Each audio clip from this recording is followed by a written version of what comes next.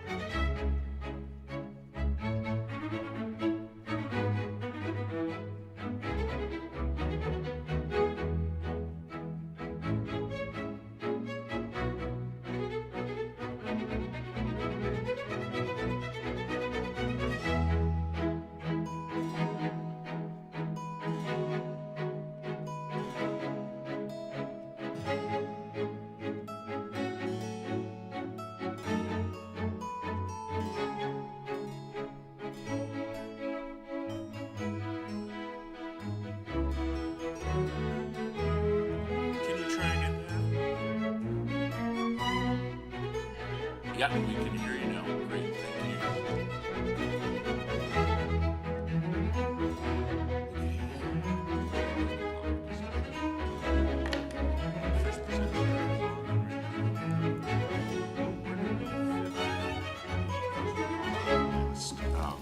Just towards the end, then? Well,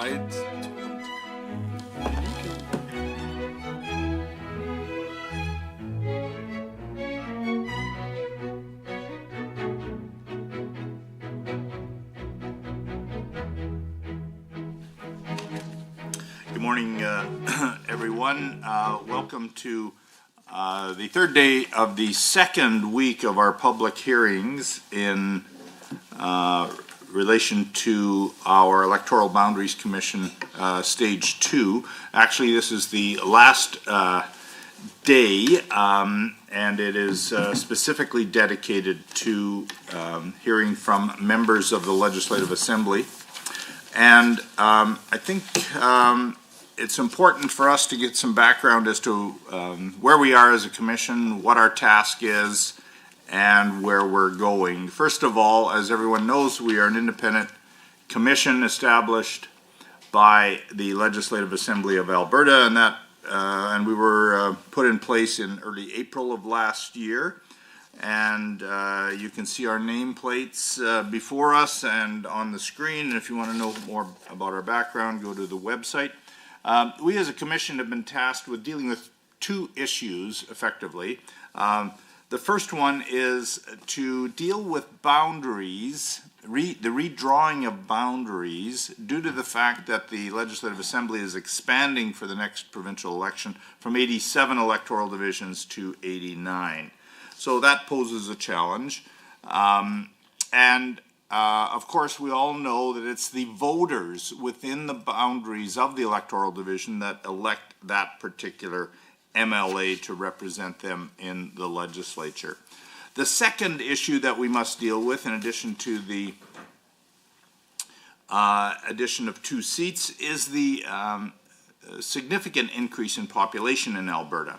And to give some perspective as to the population challenge, if we look at the last electoral division in 2017, they produced their maps based on a population of just over 4 million people. So they determined the math based on 87 ridings. The average population for each electoral division would be 46,697. Of course, that is not the target. That is simply the average. The target for effective representation is somewhat flexible, and it ranges from, in the 2017 EBC context, from as low as 35,000 to as high as 58,000.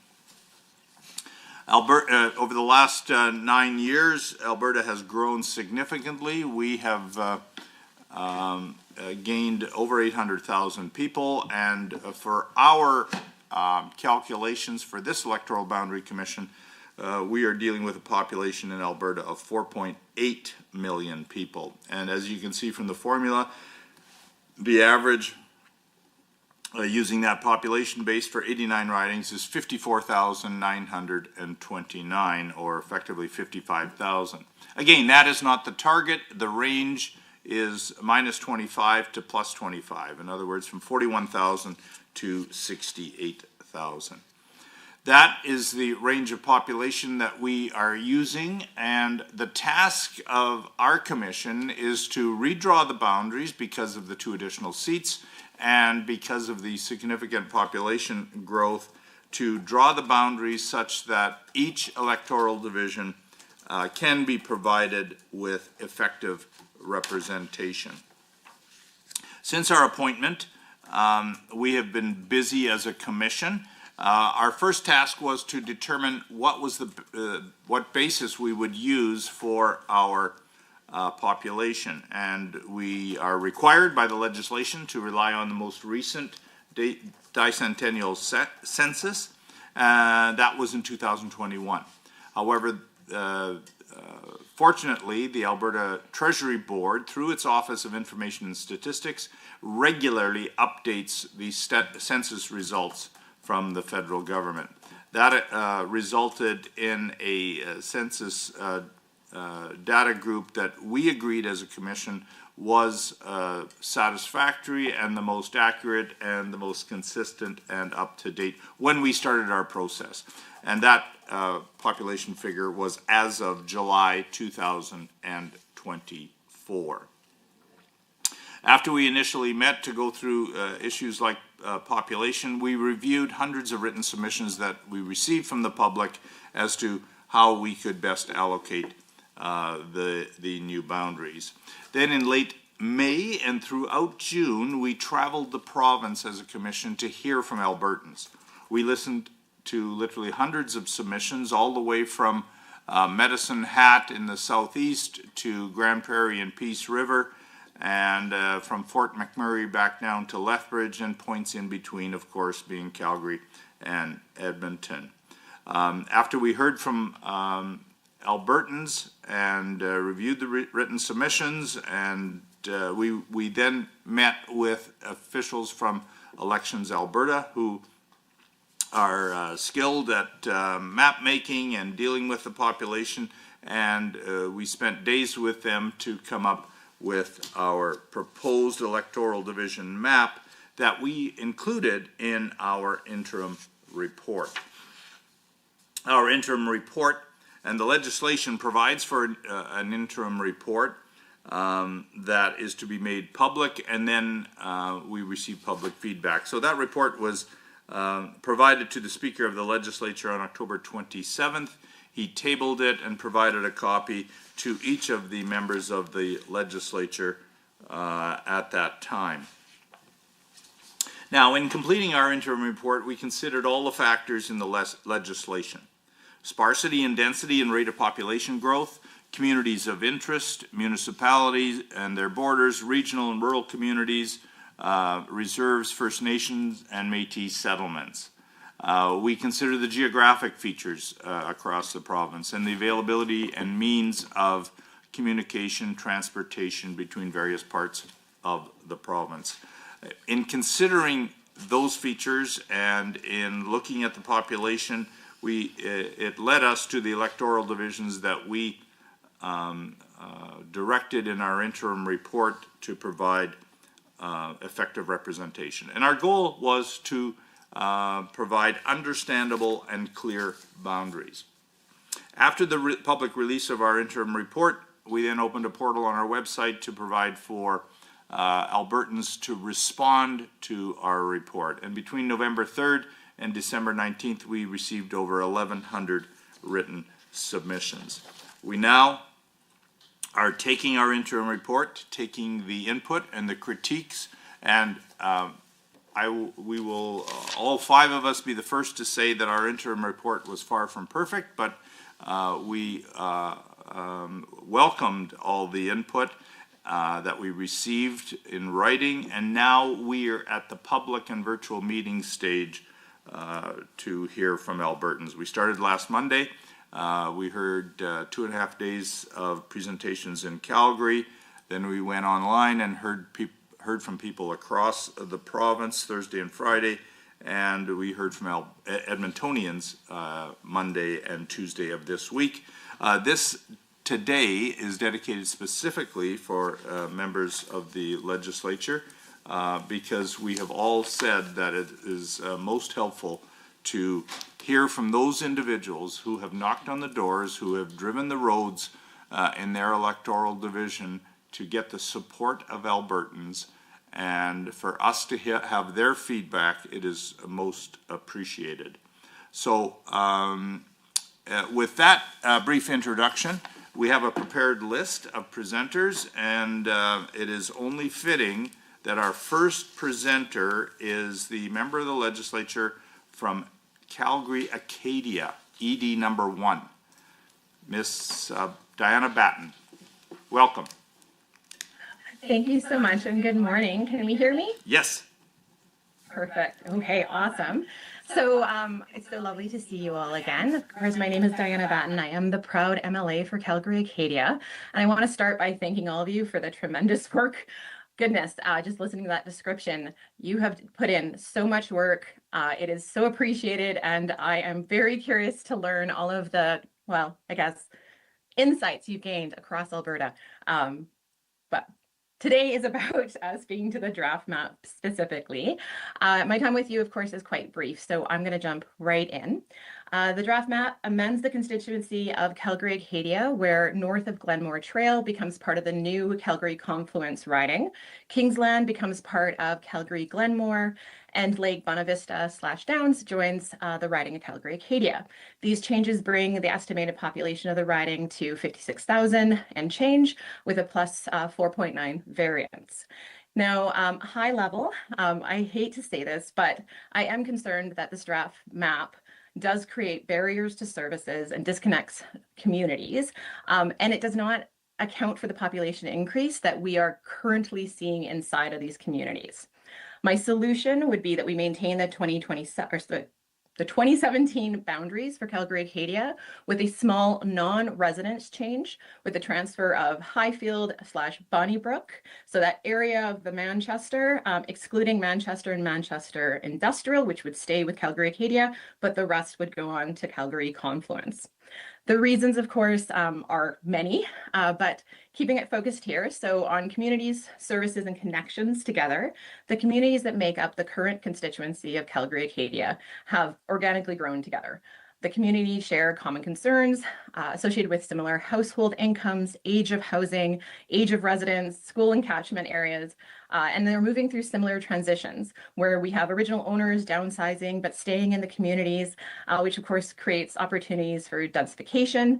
We have a lot of homes that are built back in about the 1960s with the large lots, which are prime for infills, secondary suites, and laneways. The heart of the current map is McLeod Trail with an LRT line that runs parallel.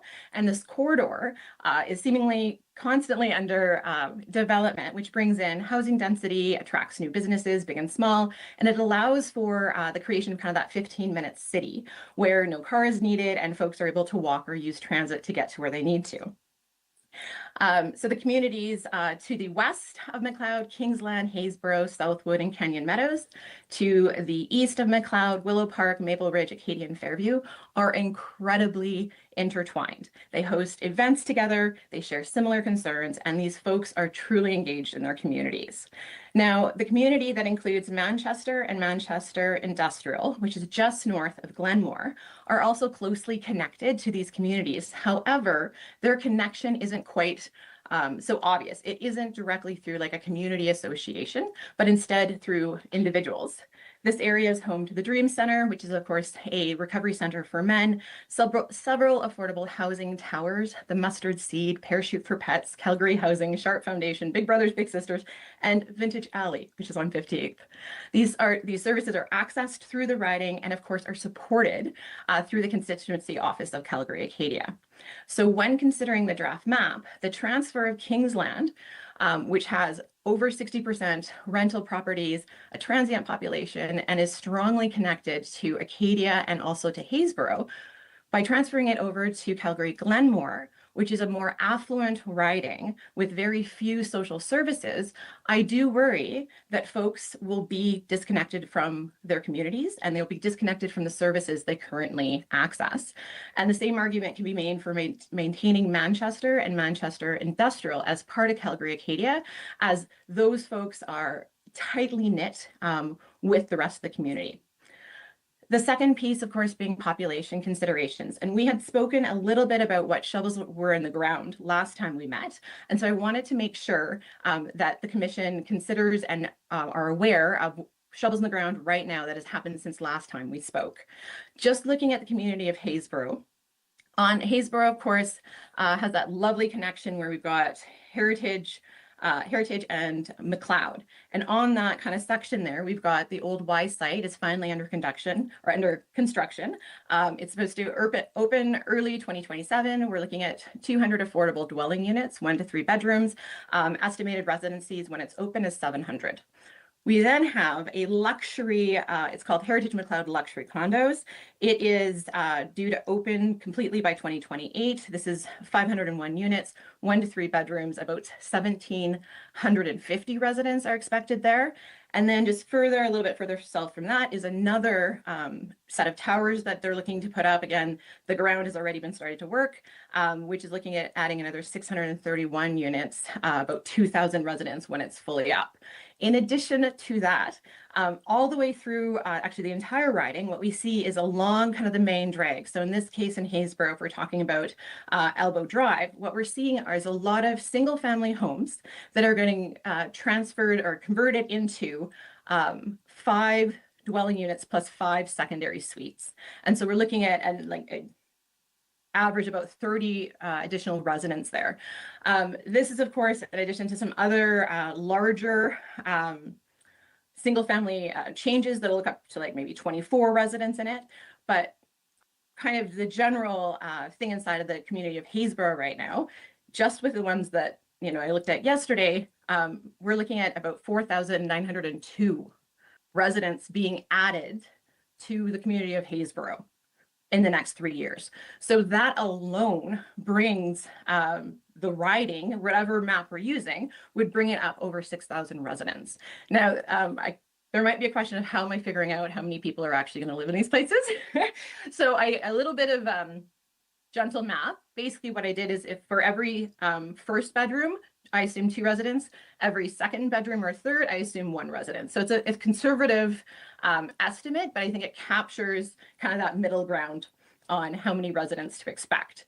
I, of course, could go through every single one of the beautiful communities and tell you about all of the things they have in the ground going on right now. Another example, I'm recognizing time here. Another example would be Acadia. When we spoke last, the what is now known as the Mintoff condo development, where Blackfoot Trailer Park used to be, is now very much under construction. And when it is done, it will house about 600 units, 1 to 3 bedroom luxury condos, which will house about 2,100 residents.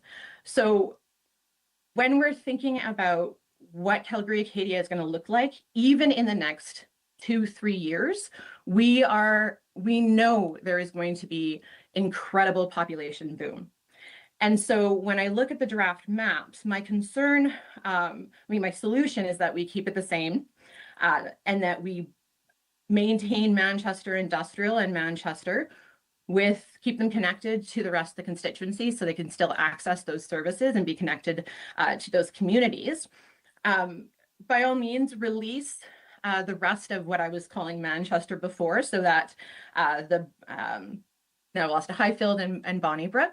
That area, as we discussed, has great potential, but nothing in the ground right now. And with that, I realize I've got a handful of minutes here. I believe this also includes questions. Is that correct? I think so. So I will pause and answer whatever questions you have from what I've shared and anything you want to know about Calgary Acadia. Okay, thank you very much, Ms. Batten. One of the, of course, there's many advantages by having this venue online, but one of the disadvantages is the actual map. And I'm not sure if it can be brought up. And if it can, Aaron's working on that. So let's start with questions. Mr. Clark, any questions of this presenter? Yeah, thank you very much for joining us. So just so I'm clear, the couple of things, the Manchester, so you're saying keep it as it was in 2017 because there's lots of growth, is sort of the short synopsis, I think. Could you, the very beginning, you kind of rattled through quite a few, like a pretty rapid fire list. I wonder if you could just step me through that, just sort of at about 0.75 speed of what you did last time, because I was trying to keep up and I'm afraid I got lost. So. No, my apologies. I do tend to speak quickly when I know my time is limited. So my mistake. So now we've got the map up, which is great. So this is the proposed map. What I was describing when I was talking about kind of the McLeod Trail corridor there. So we've got in the current map, it starts right at the top. So Glenmore on either side of McLeod. We have Kingsland, Fairview. We move down, we go Haysboro, Acadia, Southwood, Willow Park, Maple Ridge, and Canyon Meadows, and that's where the riding currently ends. When I was just, so those are of course all the neighborhoods who benefit from that McLeod Trail corridor there. Connects allows for that high densification around the LRT stations and that kind of 15-minute city.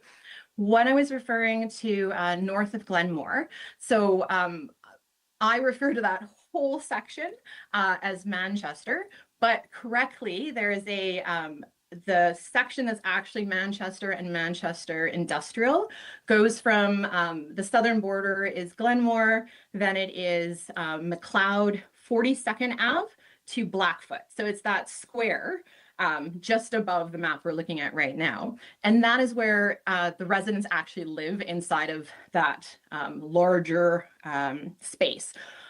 Partially because it's zoned industrial, and so there hasn't been a lot of development there. We did discuss that a little bit in the last meeting about the great potential that could happen there. But as of right now, there's no, to the best of my knowledge, there's no shovels in the ground per se. So where we're actually seeing the growth inside of that area is inside of Manchester. I didn't go into the details of what we're seeing there. I absolutely can. But I want to pause to make sure that A, I've slowed down enough, and that B, I've answered your question. Yeah, so that I appreciate sort of situating us, and that you're saying is logical to be north of Glenmore as a boundary then? So what I'm suggesting is actually it would be north of 42nd. But so because the reality is that that is where people reside is south of 42nd. So what I'm suggesting is we keep Manchester and Manchester Industrial, which runs from 42nd to Blackfoot and McLeod. So it's just a chunk that is currently inside the riding and is where folks are currently residing and connecting to the rest of the communities. Is that more clear? Yep, that sounds good. And then what else were you suggesting south of Glenmore then? Oh, so then Kingsland, which is currently part of the riding, I was suggesting keeping it with Calgary Acadia. And the biggest reason for that is the population that's served and their connection. So Kingsland has over 60% rental properties. It is seeing immense densification. I can certainly list off the different towers that are going up there. It is very distinct from the riding of Calgary Glenmore. That is simply more an affluent, they're more affluent than Calgary Acadia, and their social services are very different than what we find inside the riding of Calgary Acadia. So my suggestion would be to keep Kingsland with Calgary Acadia, if for nothing more than they have similar concerns, the connections are already there, and geographically it still makes sense. Good. All right, and then anything south, I think our current boundary now is all the way down to Canyon Meadows. So again, part of our challenge is it's a numbers game, right? So the growth in Calgary has happened in the far north and in the far south. So really what we're trying to make sure we can do is balance out areas that are more in the middle, that are a little more stable. Although not saying you're not growing, it's growing in an absolute sense. Is it growth relative to the pace of growth relative to other parts of the city is always a question. And so that's part of the reason that we made the changes we did, and then trying to keep it as rectilinear, I guess, as square as we possibly can. Clear and understandable boundaries is what the act says. So. Beautiful. And if I could just comment one on the addition, the southern addition on the draft map, so the Lake Bonavista and Downs, that section. So it is distinctly different from Calgary Acadia. And when I say that, I mean it is single family homes. The household income jumps about $50,000 when you jump over Anderson there. And so all of the things that I've described about the McLeod corridor and all of that, it does not apply it doesn't apply south of Anderson there. There's kind of a chunk where McLeod becomes very there's not as much density there, and then it picks up again. And so my concern there is that what the services that they would want to access, or the connections that they already have, would be severed as well. Like we're looking at that group, based on my research, is more similar to say like Queensland and Deer Run and so on, which they're currently a part of, relative to their similarity to what's inside of Calgary Acadia. And so I worry again about the kind of the disservice that we'd be doing, bringing in that's, they're distinctly different. Okay, good. That's helpful. Thank you. Dr. Martin? Thank you very much. This very interesting discussion, and my colleague preempted my query about Lake Bonavista.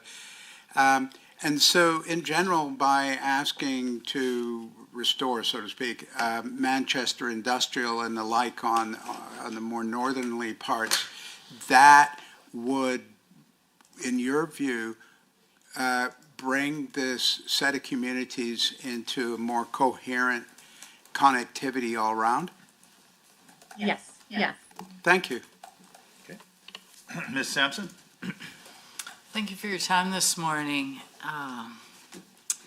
Ms. Batten. So really what you're asking, if I can just paraphrase in my own mind, is that the riding is high right now, and you're looking at wanting Manchester back, and I suppose in lieu of that, it would be giving up Lake Bonavista area. Would that be safe? Yes, I feel that's a safe summary. Yes. Okay, thank you very much for your time. Okay, Mr. Evans? No questions for me. Ms. Batten, you've done a lot of the legwork, obviously, for your presentation. If we did not change these boundaries, I think you told us, but just maybe repeat it for those of us who are slow at taking notes. What's the projected population increase based on your research, say in, what are we at, 2028, 2 years from now? Okay, so 2 years from now, based on what shovels on the ground right now, if I do some quick math. Give me the figure that you have calculated, whatever, if it's 2 years, 4 years, or whatever. Yeah, well, because honestly, I got so in the weeds, because that's me. So I don't actually have a magic number for you. But what I do have are a few that we can look at. So Haysboro, the numbers I was looking at, so about 4,902 addition in the next 2 to 3 years. Acadia with the park is looking at another 2,000. If we move to Fairview. So Fairview, of course, is where we're going to have that Midtown station. It seems to have been paused a little bit, so I don't know exactly when it's going to be open. Last I heard was closer to like 2040 type deal, but when it's fully operational, we're looking at 10,000 people minimum.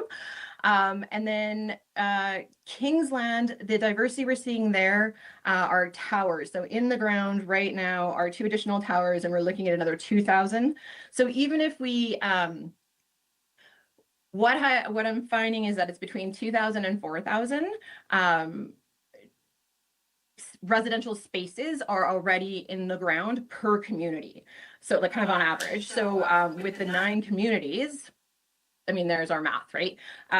What is that? So we'll say another 18,000 on that. And the current, I believe we're just at like 54, like under the current map, not the proposed map.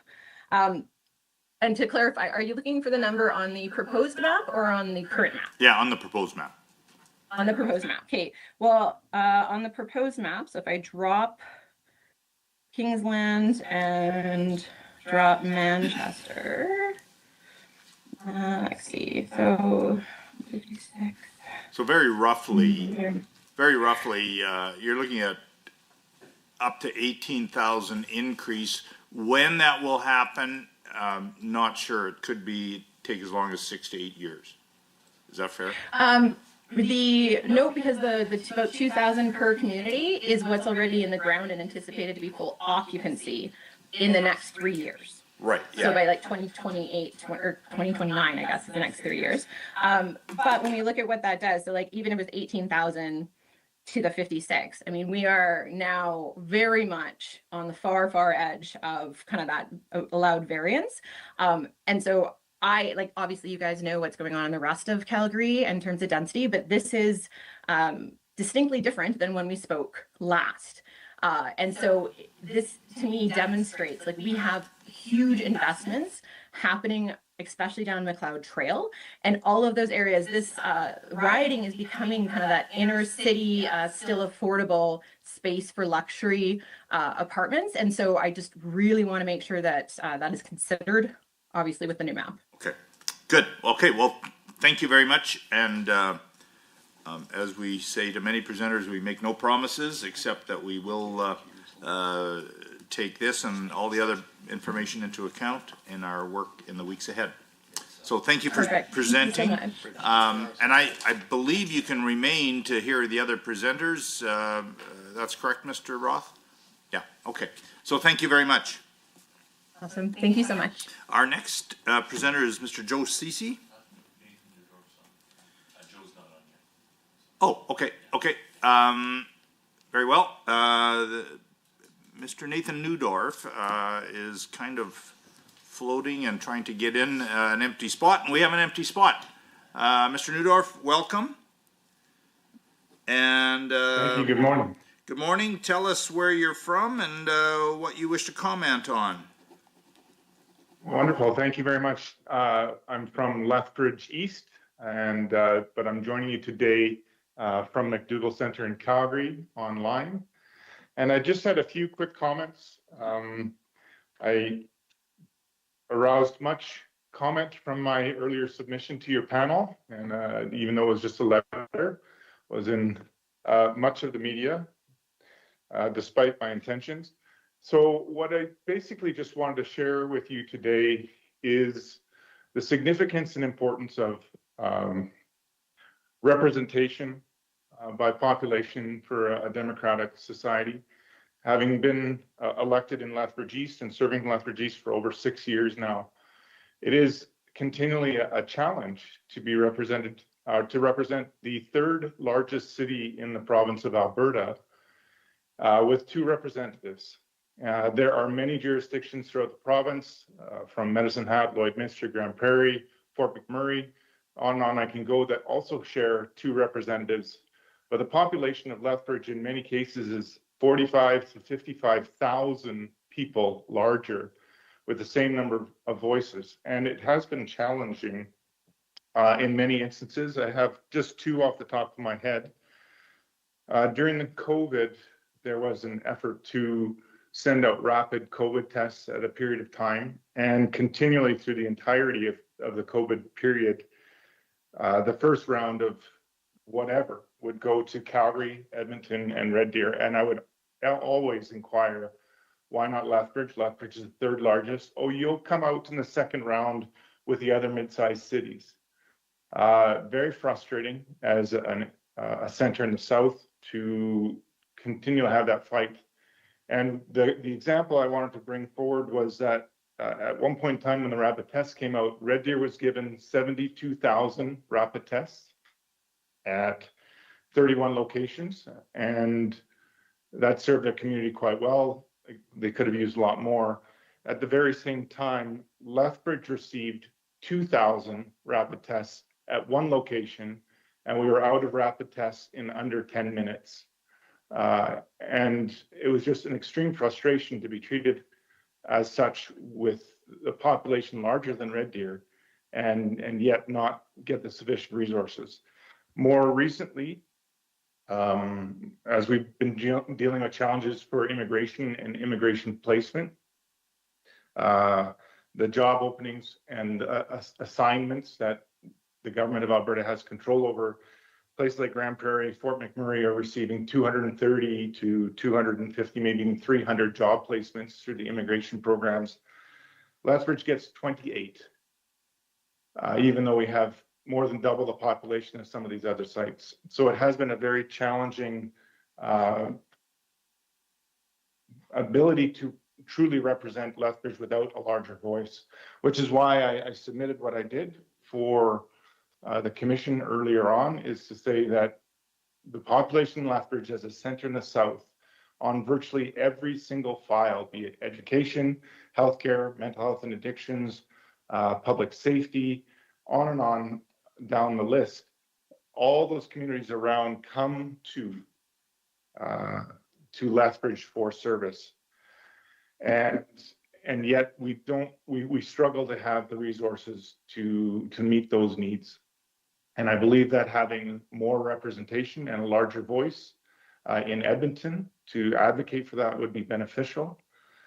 Be that 3, be that 4, I leave it to the commission to determine how population can be represented most effectively. And one final thought, and then happy to answer questions, is that due to the nature of our city in the south, we have a very strong collaboration on every sector of whether it's manufacturing, whether it's trucking, whether it's food processing. The county and surrounding areas produce the produce and bring their trade and their service into Lethbridge, and it's a very symbiotic relationship. And I think it'd be very natural to make some of those potentials work. So those are my thoughts very quickly this morning. Thank you so much for taking the time to hear me and fitting me in quickly. And I'm happy to answer any questions if you have any. Okay. Ms. Sampson, any questions of Mr. Neudorf? Thank you for your presentation this morning and taking time to talk to us. Really, the dilemma comes down to splitting urban up into hybrids, and I'm not going to open up that conversation because I think I've heard all aspects of the city. The urbans are so different. You know, they're talking about homeless, and you can talk about water, but yet, you know, Lethbridge is using the water for municipal reasons and the rural is using it for irrigation. So how can we generally govern? But I hear you loud and clear, sir, that 4 MLAs certainly would be better than 2, I would think. But yet at the same time, we've heard around the province that 2 in some cities where there's 2 is not necessarily better. They haven't seen the benefit. So I think this is something we have to grapple with as a commission, and I believe we have the information in front of us to challenge us with that decision. Thank you. Thank you. Mr. Evans, any questions? Yeah, good morning, Mr. Neudorf. Thanks for your presentation. I'm wondering if you could speak to the idea of hybrid ridings and the concerns that we've heard from some individuals about the difficulties in ameliorating the needs of the various community interests in a hybrid constituency. Sure, appreciate that very much.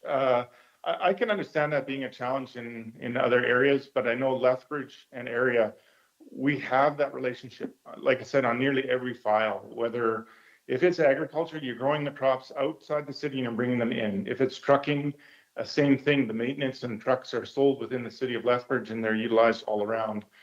Same with repairs, with manufacturing, with healthcare, with education, with the Holy Spirit School Division in Lethbridge has schools outside of Lethbridge and inside of Lethbridge, and they bus back and forth.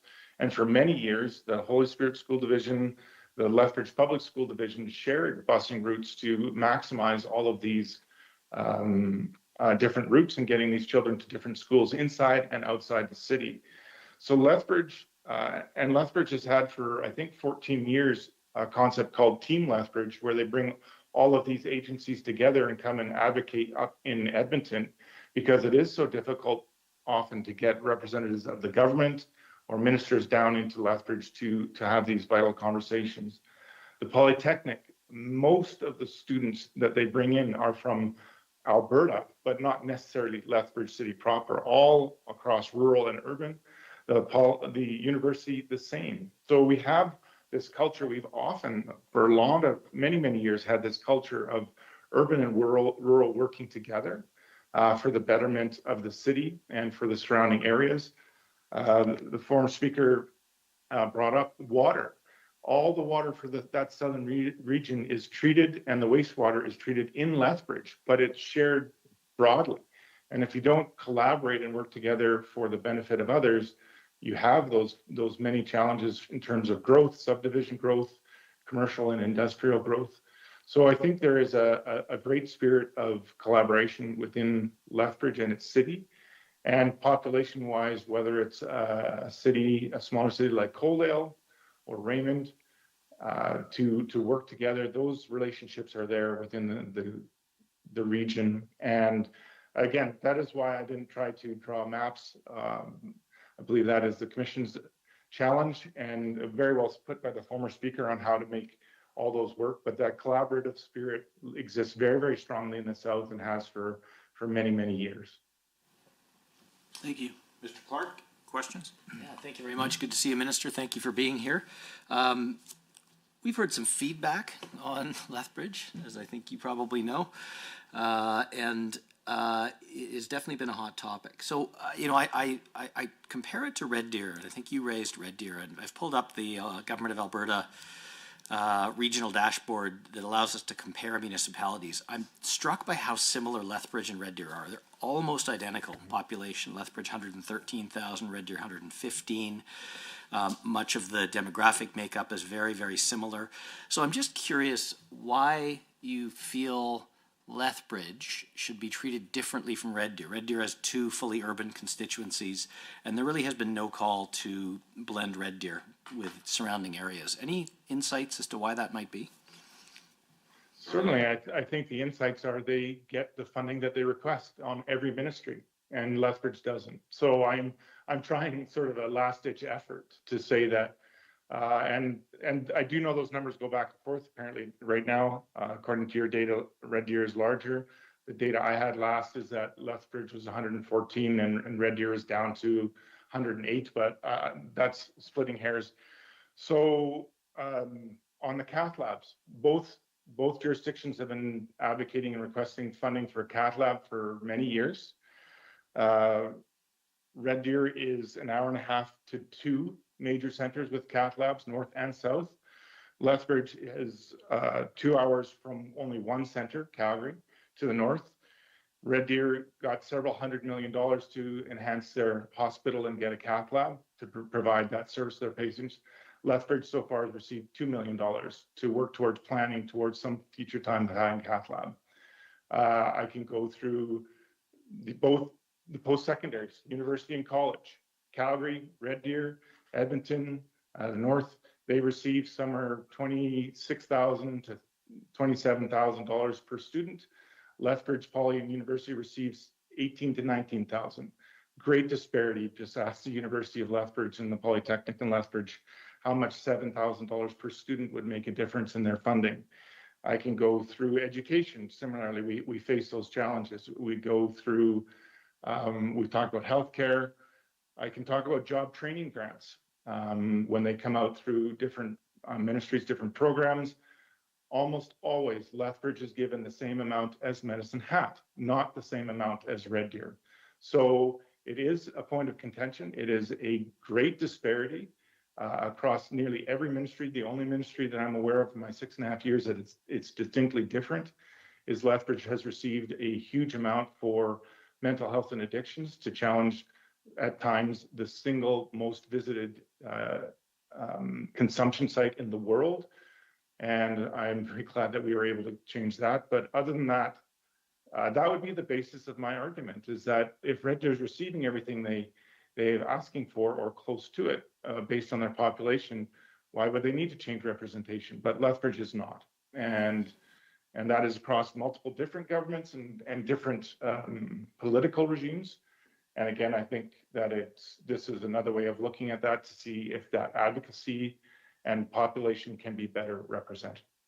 Okay. I just want to point out, I mean, we have, again, had a lot of feedback. There are school divisions. The Palliser School Division has suggested the current interim alignment of 2 urban MLAs in Lethbridge serves their needs. There's many others who have suggested that this current alignment does better serve their interests and Lethbridge's interests. Undeniably, there are those who've made the opposite case. I just wanted to ask, beyond if we do maintain 2 urban constituencies, there's been some discussion about perhaps tweaking that boundary between east and west. The alignment, I think, north of Highway 3, south of Highway 3 should be Lethbridge West, and then areas north of Highway 3, Lethbridge East. If we did maintain the alignment, the 2 urban constituencies roughly as they are, do you have a perspective on that, where the boundary ought to be? If it was left the way it was, I would make minor changes to it. I don't know that Highway 3 is where I would go to make that change. I think there are some communities in the north of Lethbridge East where the substation is.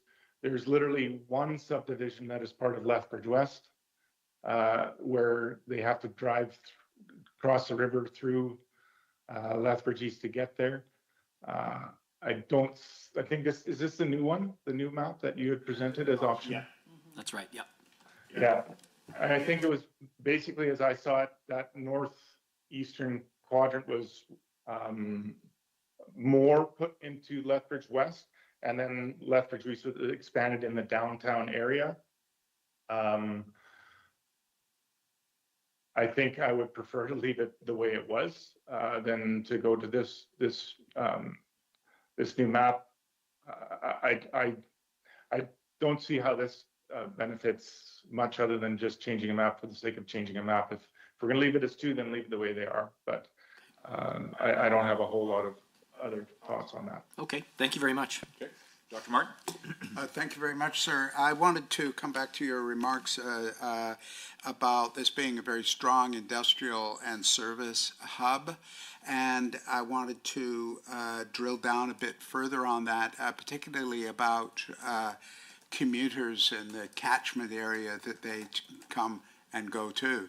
So I take it that it's not merely commuters coming into the city, but it's people working by going out of the city to places of employment. And that immediately leads me to ask, what is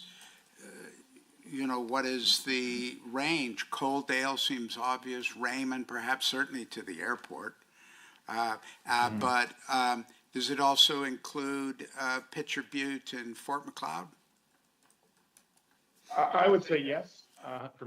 Ironically, for many years, my daughter worked as a baker in Fort Macleod, lived in Lethbridge, so she would commute back and forth all the time, every day for that.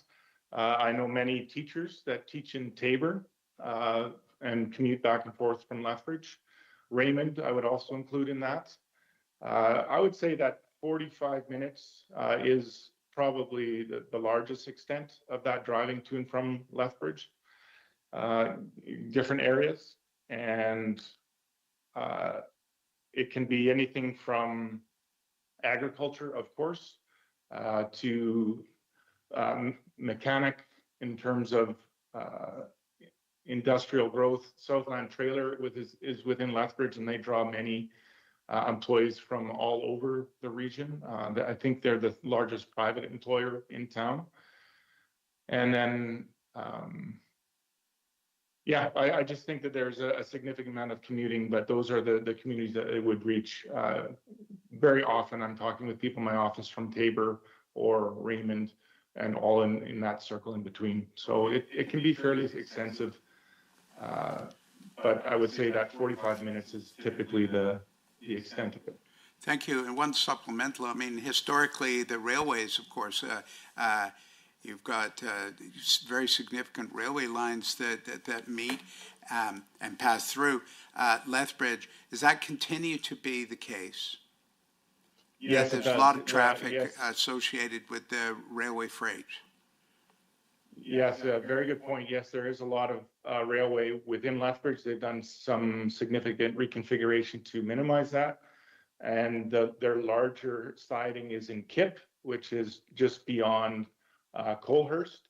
And of course, additional commuting back and forth there, as well as the Blood Tribe and the associated work that goes on between Lethbridge as the main center, predominantly for healthcare, mental health and addictions and shelter, and some of those into the Blood Tribe, reaching almost, well, often all the way to Cardston. But yes, rail is a significant employer, and those two sites, Lethbridge and Kip, work very collaboratively to manage the volume of rail going to and from and the shipping of goods.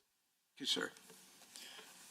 Okay, Mr. Neudorf, I go back to our first hearing, public hearing in Lethbridge in late May, and a presentation by an individual. I'm not sure if you are aware of his I'm sure you're aware of his presentation. I believe his name was Cameron Mills. And he started off with the proposition, well, let me back up. On a macro level, we do not have the resources to add seats to the south. Okay, we're stuck. And in fact, the trend is, and your colleagues that may be on the line that are from Calgary certainly are aware of this, we have to take seats away from what I call outside the metro areas of Calgary and Edmonton in order to make the population figures work for the big cities. So it seems to me it's not a representation issue as much as it is preserving seats outside of, preserving rural seats, for lack of a better term.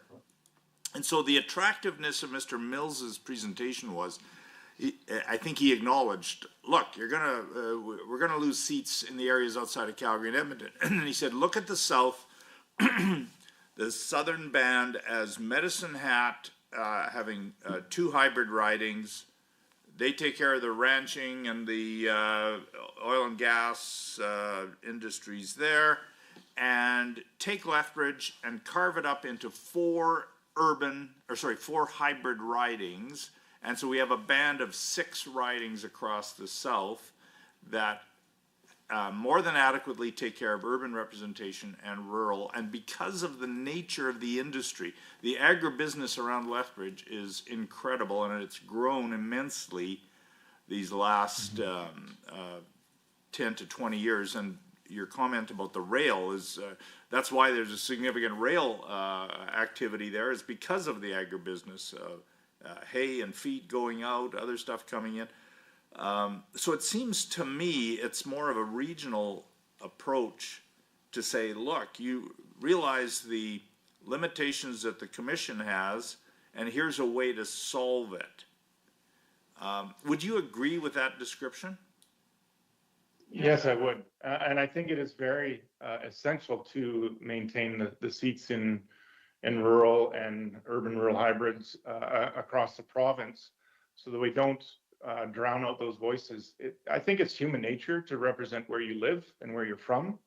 And all of those new seats are going to the big urbans, Calgary and Edmonton. We understand that, but to further lose seats and see that balance shift means that every committee, treasury board, cabinet, these things become more and more representative of the major centers in our province, and we lose those voices. And that has been a challenge.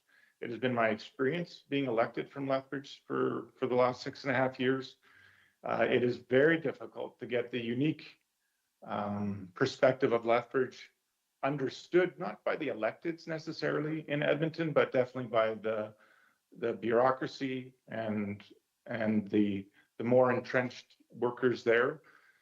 So often I hear that Lethbridge is, oh, it's a mid-sized city like Medicine Hat. No, actually, for most of the last decade, it's been third or fourth largest city in the province. And we serve a large community. We serve into BC, we serve into Saskatchewan, and yet many times in the last 30 years, there's been 1 and 1 in Lethbridge, one Liberal or one NDP, and one Conservative or one UCP. And it was only a 4-year period where both NDP were representing Lethbridge. Very difficult to get that voice heard across ministries. So it is something, yeah, in that regional nature, to your point, yes, that is how the South works. We've had to, whether it's Stars and Halo, whether it's ambulance service in another way, all of those kind of things, very much we work in collaboration. Okay, thank you, Mr. Neudorf. I'm going to have to stop it there. We've got, we're running a little bit behind schedule, so thank you very much, and please feel free to remain and hear the other presenters. Our next presenter is Mr. Joe Cici. Mr. Cici, sorry for being a little late. That's no problem at all. It's Cici, Mr. Chair. I'm the MLA for Calgary Buffalo. It's good to meet you all. I appreciate the opportunity to participate in this second round of consultations led by the Electoral Boundaries Commission. I'm here to support a fair and effective electoral map for Calgary, one that reflects how our city is growing, respects municipal boundaries, and ensures that residents continue to feel heard and represented as their communities change. I want to thank the Commission for the work you are doing, which is reflected in the proposed electoral boundary changes. In my 26 years of elected office, 11 of those as an MLA and 15 as a city councillor, this is the 4th time I've participated in electoral district revisions. 2 of those revisions happened at the city, and this is the 2nd time as an MLA. The draft proposal for Calgary Buffalo is mostly understandable. However, I'm here to request a change to the 1st Street Southeast eastern boundary you've drafted. Specifically, when determining the eastern boundary of the riding, I believe the Elbow River as a readily apparent geographical feature would be more helpful for current and future constituents to understand. I'd suggest that communities west of the Elbow River, namely East Village, Cliff Bungalow, Mission, and the Beltline, Chinatown, and Downtown West share more in common with each other than the communities east of the Elbow River. My tweak would mean that the communities of Cliff Bungalow, Mission, East Village, and all the Beltline remain in Calgary Buffalo. The communities east of the Elbow River, namely Inglewood and Ramsey, would, as you've recommended, be folded into the new Calgary Confluence riding. With these changes, the population total variances for both ridings from the average would reverse. Buffalo would now be above the average instead of 1.2% below. and confluence would be below the average instead of 3.6% above. Removing Inglewood and Ramsey's current population from Buffalo as it exists today would be a decrease of approximately 6,500 citizens, and future residential development in Inglewood's rail yard lands, plus build-out to completion of the Sobo lands at 17th Avenue and 19th Street Southeast, together will increase the future confluence riding by an additional 2,000 residents. Calgary-Buffalo will remain a diverse inner-city riding with a mix of long-established communities like Chinatown, Cliff Bungalow Mission, alongside rapidly evolving areas such as the East Village, the Beltline, and Downtown West. This diversity is a defining feature of the riding, with many, many newcomers coming first to Calgary, settling in apartments in and around the downtown before moving to other neighborhoods. I believe that the boundary change I'm suggesting would better reflect how people live their daily lives in Calgary, Buffalo, and why they locate here, from shopping to recreating to connections to the downtown for work and post-secondary education. I want to thank the Commission for keeping existing municipal boundaries intact in the interim report. I really appreciate that you avoided creating ridings that mix dense urban neighborhoods with less urban or rural areas. That kind of approach makes a big difference for fair representation. Even though this doesn't directly affect Calgary-Buffalo because it's an inner city riding, I think it's important to look at all boundary changes as part of a bigger picture. Calgary's growth isn't slowing down. There is a census metropolitan area report saying that in up to July 2024, 100,000 new residents moved into Calgary, 100,000 new residents. And for that reason, I encourage the Commission to follow through with the addition of the proposed confluence riding. Population growth affects everything we rely on: schools, transportation, healthcare, public safety, and so much more.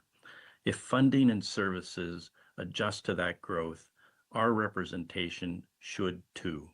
As Alberta's largest and fastest growing city, as the CMA report tells us, Calgary needs enough seats to reflect its reality on the ground.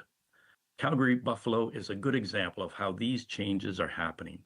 Our growth isn't coming from sprawl in Calgary-Buffalo, but from redevelopment and density intensity, which brings its own challenges and demands. Lastly, I want to genuinely thank the members of the Electoral Boundaries Commission for your work and commitment. The decisions you make shape how people participate in democracy every single day. I'm grateful for the chance to share my perspective and to support a fair, future-focused map that truly reflects Calgary's ongoing growth. And just a word about the addition of Calgary confluence. I think that's a wise move, particularly because of the intensification of the inner city. Splitting a piece of Calgary-Buffalo off and joining that with Calgary-Klein and Calgary East is understandable. I used to represent Calgary Fort before the changes in 2019, and there was a good active group of citizens in that area, which will be taken up in part by the Calgary Confluence riding. And so I really appreciate those folks getting their own representative back again, so that that representative can work hard for their demands and needs. And that's the end of my presentation. Okay, thank you very much, Mr. Ceci. Questions, Dr. Martin? No, thank you. Ms. Sampson? Thank you. Just in a nutshell, thanks for coming out and joining us this morning. It's the east boundary is the Elbow River, and you're still comfortable with 17th Avenue. Yeah. And I always have to paraphrase this because I'm not a Calgarian, so I'm not that familiar with the districts. Yeah. One small tweak to what you said. I'm recommending the Elbow River form the east boundary as opposed to First Street Southeast. It's more understandable from, and if you flip over Confluence, you can probably see it a little better there. So you'll see the Elbow River would include the East Village. Yeah, just on the western part of that and the northwest part of that proposed riding. You can see there would be the East Village, there would be the Beltline and Cliff Bungalow Mission. I'm suggesting would all form part of the future Buffalo, and they currently do now. So 17th Avenue would be the most of the southern boundary, except for Cliff Bungalow, which goes beyond it to the Elbow River. Does that help? Yes, it does. Thank you very much for that clarification. Okay, Mr. Evans, any question? Yeah, just one question with respect to Calgary Buffalo. With the proposed boundaries, it would have, as you mentioned, a population of 54,243. What are your thoughts on increasing that population to the maximum that the variance allows of 68,000? I don't think that's what my proposal does. It would be less than 68,000. I think roughly it's about 54, give or take, right, with your proposal. And adding back in the East Village, the Beltline, a piece of the Beltline and Cliff Bungalow would probably bring it up another 6,000 or 7,000. I would personally, as the MLA, I'd be comfortable with that. And I'd be comfortable with it because I think it would keep like communities together. And it would be Mr. Ceci? Yes. Yeah, my question wasn't what your proposal was. My question was, what are your thoughts about having the population in your electoral district increased to 68,000? Currently, you're at 77,000 plus. So that was my question. Could you answer that, please? Yes. I think it should be said that I'm currently working with great staff and being able to handle that at this point in time, but any drop in that number would be better from the 77,000 would be better for me, better for the future MLA as well. Okay. Sorry.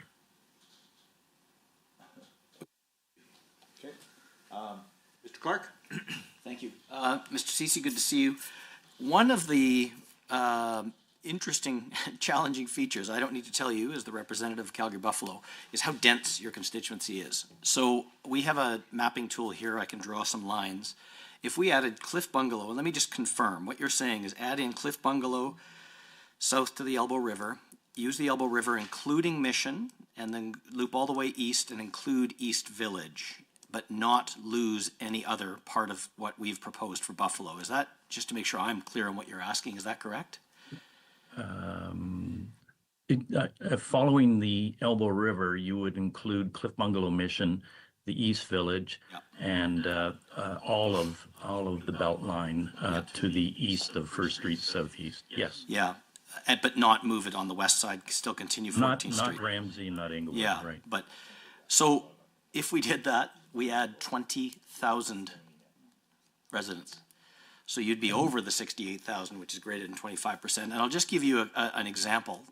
In what year? Oh, 2024, July 1, 2024. So, for example, if we moved the boundary on the east side from First Street Southeast 1 block to McLeod Trail, 4,500 additional residents. So that's the challenge that we have, is that the population of Calgary Buffalo and downtown Calgary has grown so rapidly, and the density, I don't need to tell you, is huge. Buffalo has grown 56%. since the 2017 boundary. So that's the challenge I think that we have is your proposal would put us way over the 25%. So I appreciate why what we found for MLAs is they love their people. And I think that's great. And you never want to, no MLA has yet answered the question, which part of your constituency would you like to not have anymore? They say, we'd love to have all of it. But the math just doesn't work on this one, just for your reference. And that's the rationale as to why the lines are drawn the way they are. So I just really wanted to make that point. And I understand where you're coming from, but I think it's going to be difficult for us to do what you've suggested. I appreciate the population projections. I didn't use those. I was using the geographical boundary as a common sense way to build this riding. So just so you're aware, that's going to make it challenging to do much. So and also part of it is, to borrow a phrase, skate to where the puck is going to be. There's a lot of growth, and in your opinion, is that growth slowing down in the center of Calgary, staying the same, accelerating? It's not slowing down. Yeah. Because that's part of it, is we want to try to have a boundary that isn't going to be massively overpopulated in the next 7 years either. So a lot of balls to juggle here. So anyway, thank you. Thank you. Thank you very much, Mr. Ceci. It's always good to hear people who knock on the doors and walk the streets to get support, so thank you. Our next presenter is Mr. Parmeet Bopari. And sorry, sir, we're only about 15 minutes late, 15 minutes behind schedule, but please identify yourself and identify your electoral division for the record, and tell us what you want us to know. Yeah, good morning, everyone, and thank you for the opportunity to speak today. My name is Parmeet Singh Boparai. I'm the MLA for Calgary Falconridge. I represent a number of communities in the northeast quadrant of Calgary. I'm participating in this process because I want to ensure fair, effective, and future-minded representation for a fast-growing city, which is important to delivering the services, schools, transportation, healthcare, public safety, things that my constituents depend on.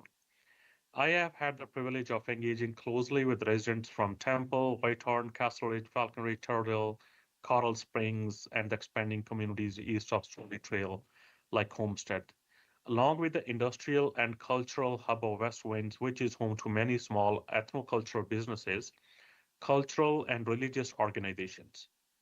These communities are vibrant and diverse, and they deserve boundaries that reflect who they are, where they go, and how they live. I appreciate the Commission's difficult task of balancing population pressures, community identity, and legislative requirements.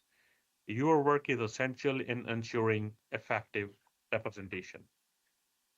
If I go with the background, Calgary Falconridge was created in 2017 as part of the province's last major redistribution.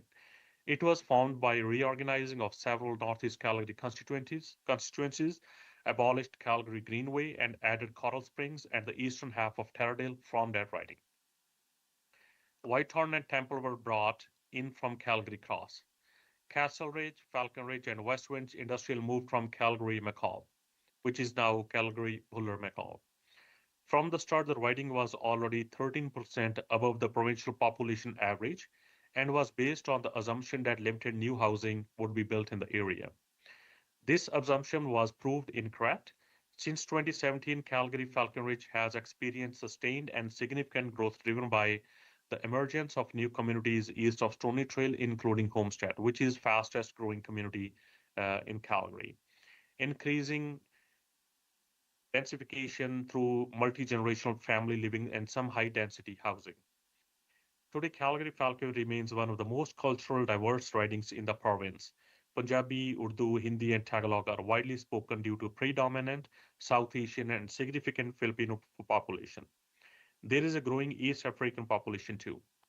Cultural hubs such as West Winds Industrial, home to religious and cultural institutions, Prewind Park, and the high concentration of ethnocultural businesses anchor the social and economic life of the constituency. These shared linguistic, cultural, and institutional ties make the communities within the regarding particularly important when looking at the boundary alignments. The proposal to bring Martindale into the riding is a logical and positive change. It shares clear demographic, cultural, and social elements with communities north of McKnight Boulevard, that's Castle Ridge, Falcon Ridge, Taradale, Coral Springs, and Homestead. These neighborhoods function as a connected ecosystem through shared schools, place of worship, cultural institutions, and family networks. The addition strengthens the identity and geographic ties of the riding in this area. The proposal to remove Whitehorn and Temple and returning them to Calgary Cross is also positive and logical. This restores the long-established grouping of the properties, Temple, Whitehorn, Rundle, and Pine Ridge. These communities have historically shared school, libraries, recreation centers, and service hubs, and many residents already see themselves as belonging together. This adjustment fixes ongoing confusion since they were moved in 2017. The older, more mature communities south of McKnight shared similar demographics and identity as well. Some neighborhoods remain split, for example, Monterey Park, which is not ideal for a community of interest perspective. It appears to be a compromise driven by overall population pressures in the Northeast. The Commission projects an additional 18% growth in the coming years in Calgary Falcon Ridge. Calgary Buller McCall next to us is projected 29%, reflecting the broader growth of the entire Northeast corridor, which has sent some of the largest in the province. This is because of continued development east of Stony Trail, large multi-generational household intensification, and high rates of settlement. And if you look at Calgary's overall growth and representation, Calgary is growing and fast. This level of expansion places pressure on adjacent constituencies and highlights just how quickly Calgary's population growth is outpacing earlier expectations. We saw this with Calgary Falcon Ridge as well as many others. Calgary's northeast quadrant continues to be one of the fastest growing regions in both the city and the province, and that growth is no longer contained within its boundaries.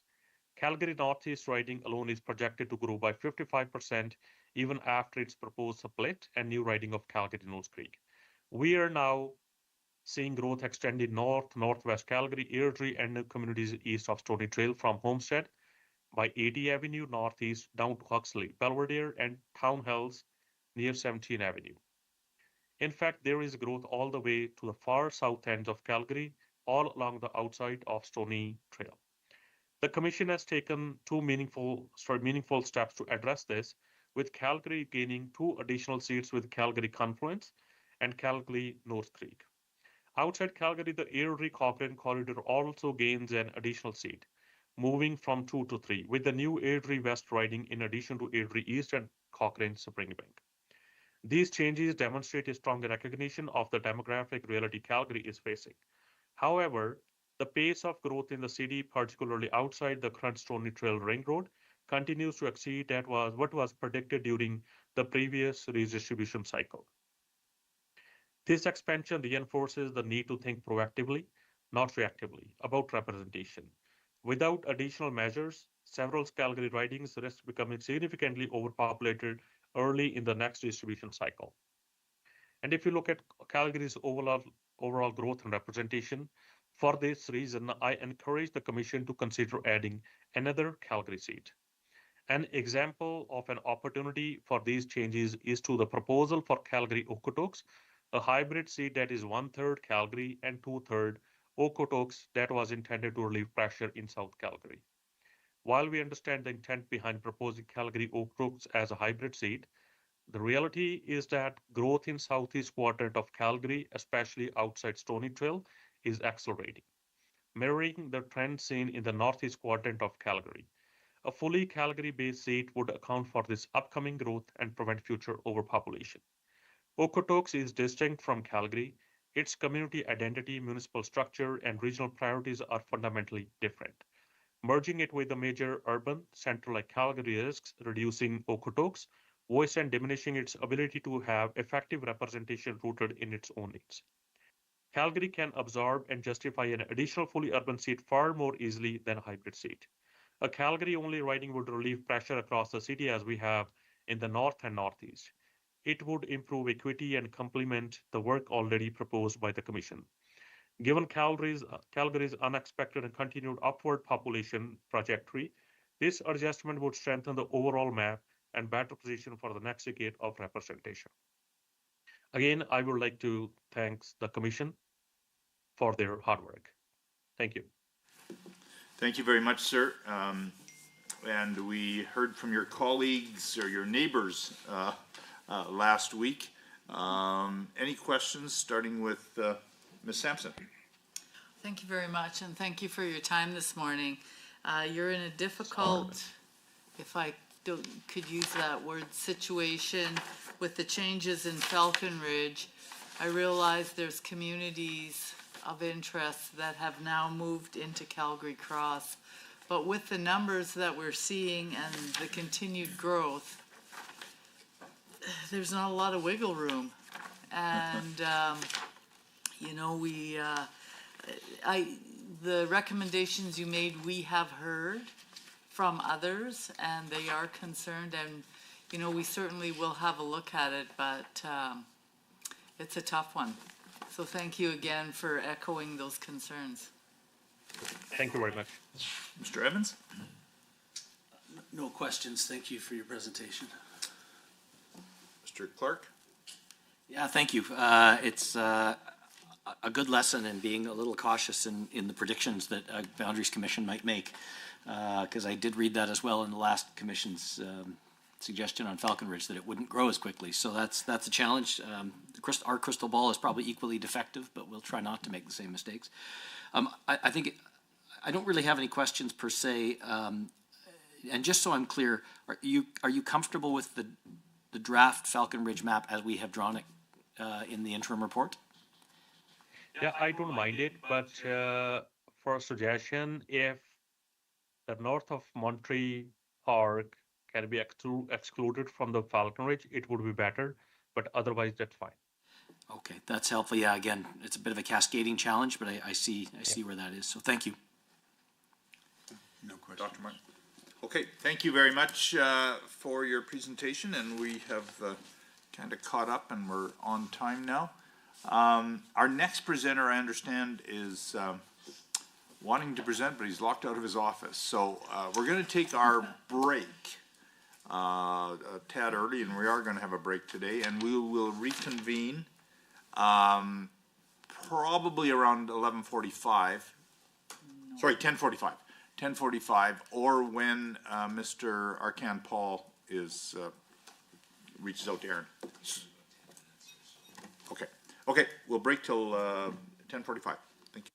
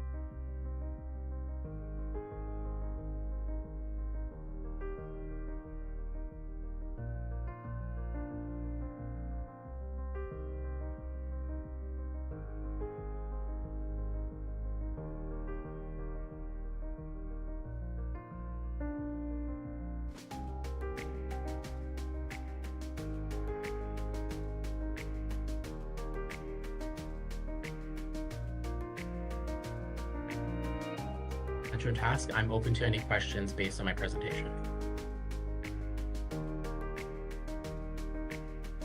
Sir, you're right. We have received some pushback on the Mackenzie issue in the north. And I have to say that we've had excellent Indigenous presentations last week during our online session from the north that really causes us to question the wisdom of what we proposed. But you made mention of, I'm somewhat familiar with Saskatchewan, but it's a completely different northern geography than northern Alberta and a completely different development. Tell me a little bit about Manitoba. That I don't know anything about. How do they deal with the north in Manitoba if you've researched this? Yeah, so in the north, they have this specific, and the name is escaping me. I think it's Kiiwetinoong, where they've developed the riding for the fact that they have the makeup of largely Indigenous folks in that part of the province, and it's, if I'm not mistaken, it's northwest of the province, and it contains, again, very large number of Indigenous folks that would show up to the polls and are represented by somebody that they choose. I'm a little bit scant on the details, unfortunately, on what the representational turnout is with respect to candidate, but I do know that they are largely represented by Indigenous folks in that community. Okay. Each province has dealt with these exceptions in different ways, and I, having looked at the history of Alberta and the work since the Saskatchewan reference in the early 90s, it seems to me that the Alberta legislation gives us the tool of 15.2, which can't be equalized with the way Saskatchewan does it, but I think we have to do a bit more work in terms of the northern ridings to make sure that they don't lose representation, because the pushback from the north to us has been, in my view, very bipartisan. Everybody's unhappy with losing one more voice in the north. So we're dealing with a combination of things. One of them is very much more appropriate Indigenous representation. So that is a bit of a challenge for us, but that is my only comment. Questions, Mr. Clark? No, I will say just how much we appreciate the feedback on Enoch inclusion within Edmonton. I don't believe we've received any direct input from the Enoch Cree, so that's always a bit of a flag, and I just want to be cautious on that. But having said that, I think your submission here today, I think, is very helpful. Can you just briefly, can you speak? Do you know specifically if Enoch Cree have any feedback on the proposal? So I haven't had a chance to chat with their chief and council, but it has come to light from members that there was some support of including them into the urban riding of Edmonton. So if we're looking at the people that do vote, yes, chief and council also vote, but it's the membership that do have a really strong showing of their ability to go to the polls. So it would depend on what the commission's ability to do so under legislation. I think that as a legislator, I'm hyper conscious of perhaps changes that need to be done to legislation to include the ability to consult with First Nations, because that was one of the biggest pieces of feedback that I received when I was talking about the redraw and what their interests are with the inclusion into like urban ridings or the inclusion into Banff Jasper, was that they were never reached out to for consultation. And I think that might be a gap from the commission's abilities and powers.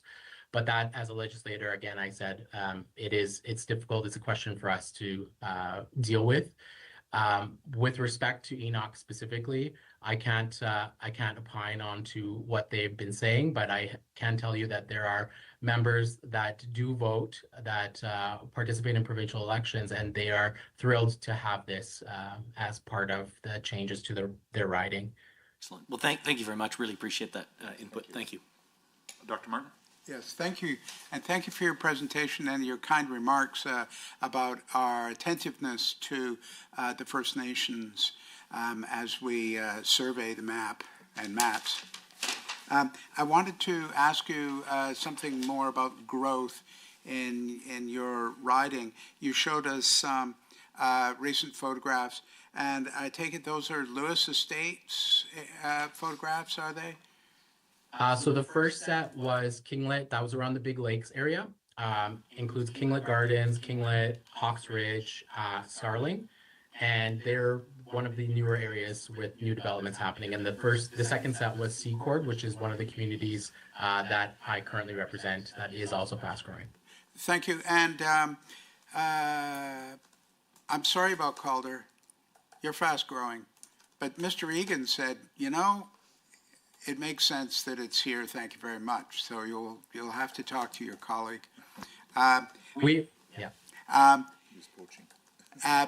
again, I'm sorry we seem to have split the community leagues and the like in the Lewis Estates area. We divided it along Weber Garden Road, our drive.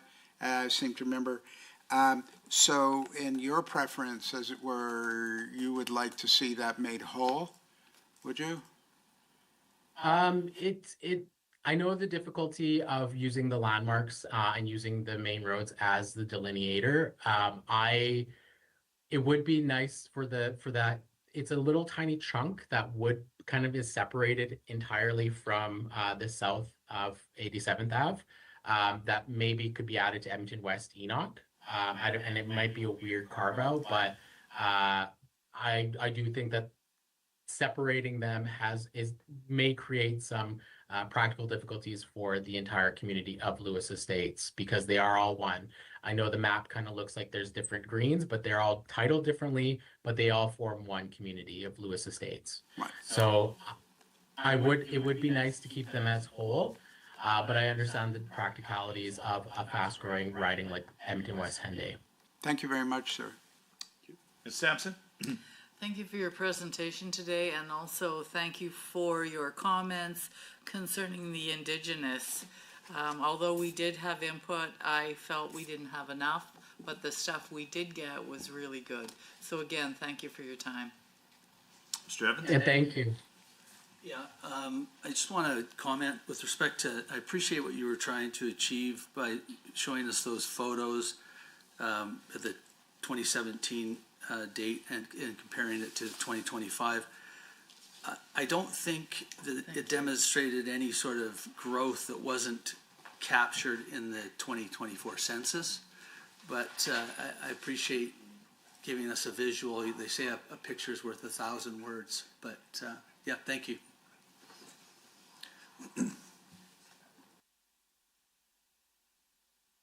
Sorry.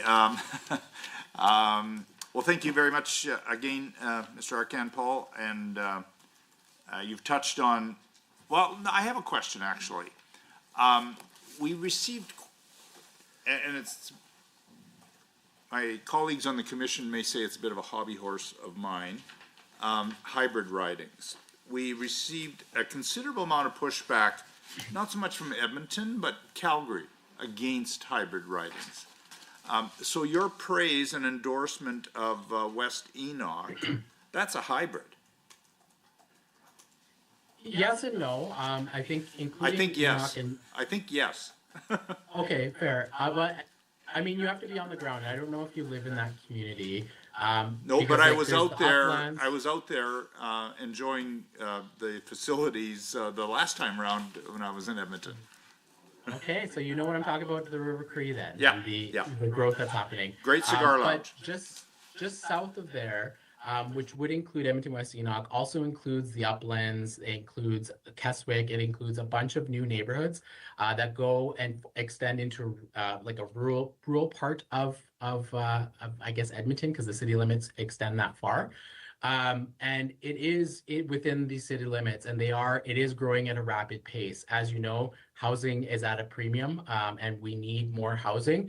And Edmonton has grown quite significantly, and I think it also stresses the urge for an additional riding in the city of Edmonton because we are growing so fast, and arguably same with Calgary. But it is, I will take note, and sure, I will agree with you that there are some rural aspects to this riding. But with the growth of this city, I don't anticipate that's going to be rural for much longer because of how fast that area is growing. And I'll admit, anecdotally, I'm in the process of buying a house. I'm looking in those areas, and I'm quite shocked at how far the developments are going in that area. So it's only a matter of time. And for the next, the fact that we're going to have 2 elections under these ridings, I think it's very prudent to have that additional growth captured in that riding of Edmonton West Enoch. Okay, good. Okay, thank you very much for presenting. And our next presenter, and we're actually right on schedule, ahead of schedule, Ms. Kathleen Ganley, Calgary Mountain View.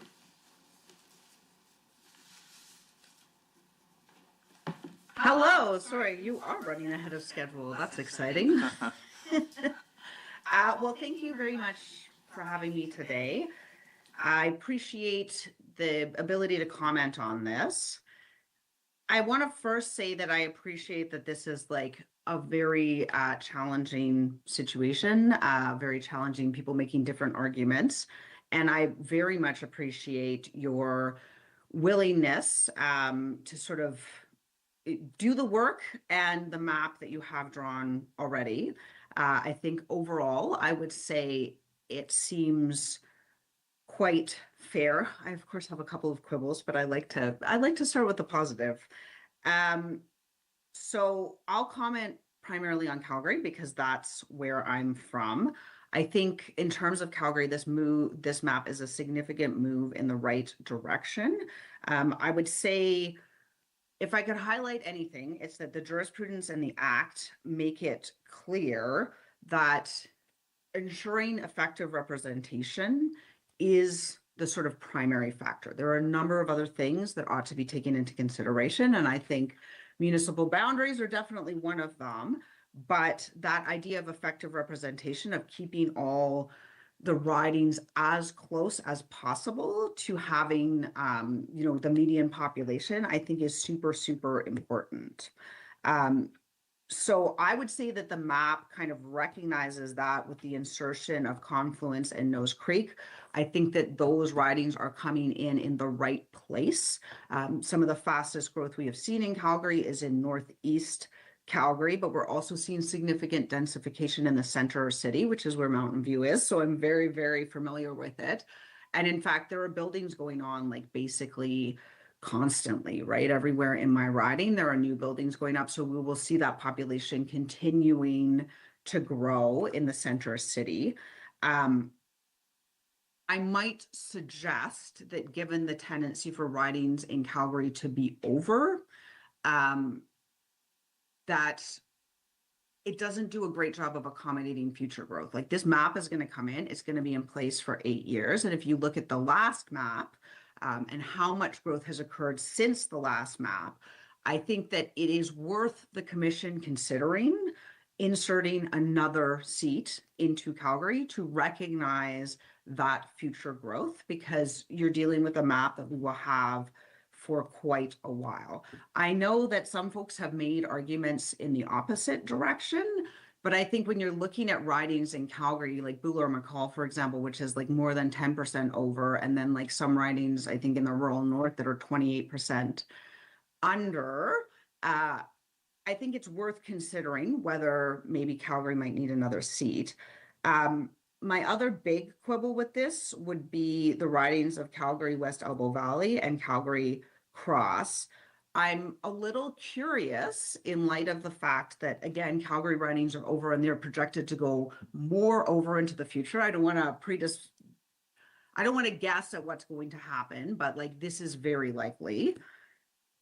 Having those hybrid ridings seems to me entirely unnecessary. So in light of the fact that Calgary has plenty of population, I don't know why we would be drawing in other areas that could go into other ridings and bring them closer to the median. Like this just, it doesn't seem necessary to me, especially like Calgary Cross is near McCall, for instance, which has an overpopulation, as do many of the other ridings in Northeast. Currie is over 5.8%, Fish Creek over 9.3%, and yet for some reason Calgary West, which is in the southwest of Calgary, is drawing in sort of additional rural areas. And it just doesn't seem necessary when you could shift things a little and like make everyone closer to the median. So yeah, those would be my quibbles, but overall I would say it has been a good job. Yes, could be improved by adding one more seat to Calgary. Yeah, so I think what I would say in the end is that we find ourselves in a moment in history where our institutions are somewhat under attack. And so I think that it is more important than usual to remain focused on ensuring that the entire population feels well represented and feels like they have that buy-in to the system. And I think that seeing that populations in Calgary are over and populations in other areas are consistently under, and so the kind of principle of one person, one vote, one that MLAs ought to equally represent constituents. Yeah, I think the more we can do to get those closer to the median, the more people will have buy-in to that system and the better it is. But I think overall, I don't have a lot of complaints with this map. The one other thing I would point out, because I have spent a fair amount of time in Medicine Hat just working with folks there, and they have one of these hybrid ridings, and it's, I think, frustrating. I think it's frustrating to the voters there, is what I've heard on the ground, is that they don't always feel that their voices are fully represented. And I think that goes for both sides, right?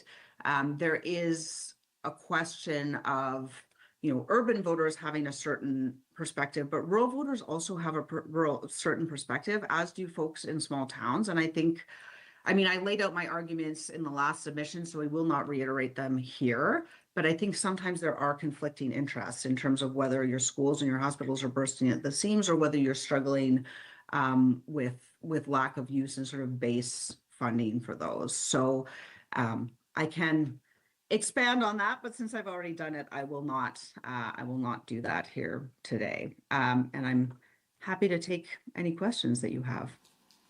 Okay, thank you, Ms. Ganley. Mr. Evans, any questions of? No questions. Okay. Ms. Sampson? Thank you for your time today. I appreciate it. I just want to tell you from my perspective, Calgary Cross took in Conrich because Conrich has no services and those people are commuting into Calgary. So we viewed that as communities of interest, and the same thing occurred in Elbow Valley. Otherwise, you know, I mean, it fit nicely for us, and we heard very clearly back from the suggestion of Okotoks getting tied into Calgary that the ones we heard from preferred to stay. They preferred if Okotoks would stay in Diamond Valley. Again, a better connection with community of interest. So I appreciate your comments, and we take everything into interest when we're making these decisions. Thanks again. Dr. Martin? Yeah, and can I just say I Sure. appreciate I appreciate very much that response. I think you're absolutely correct that hybrid ridings are a tool. It shouldn't be overused, but I would say the points you make on that are very valid, and I'm glad you have recognized the difference in terms of Okotoks, because I think you're correct. They feel that they have their own community of interest, and I think that's very valid. Thank you. Dr. Martin? No questions, thank you. Mr. Clark? Yeah, thank you. So here's one of the grand challenge we have is balancing what may be unbalanceable in terms of substantial population growth in the cities, as you identify in the inner cities and certainly Northeast Calgary, South Edmonton, but also accommodating future growth and ensuring effective representation to all Albertans, including the far north, and in particular the far north and rural and remote areas as well. So just a thought experiment.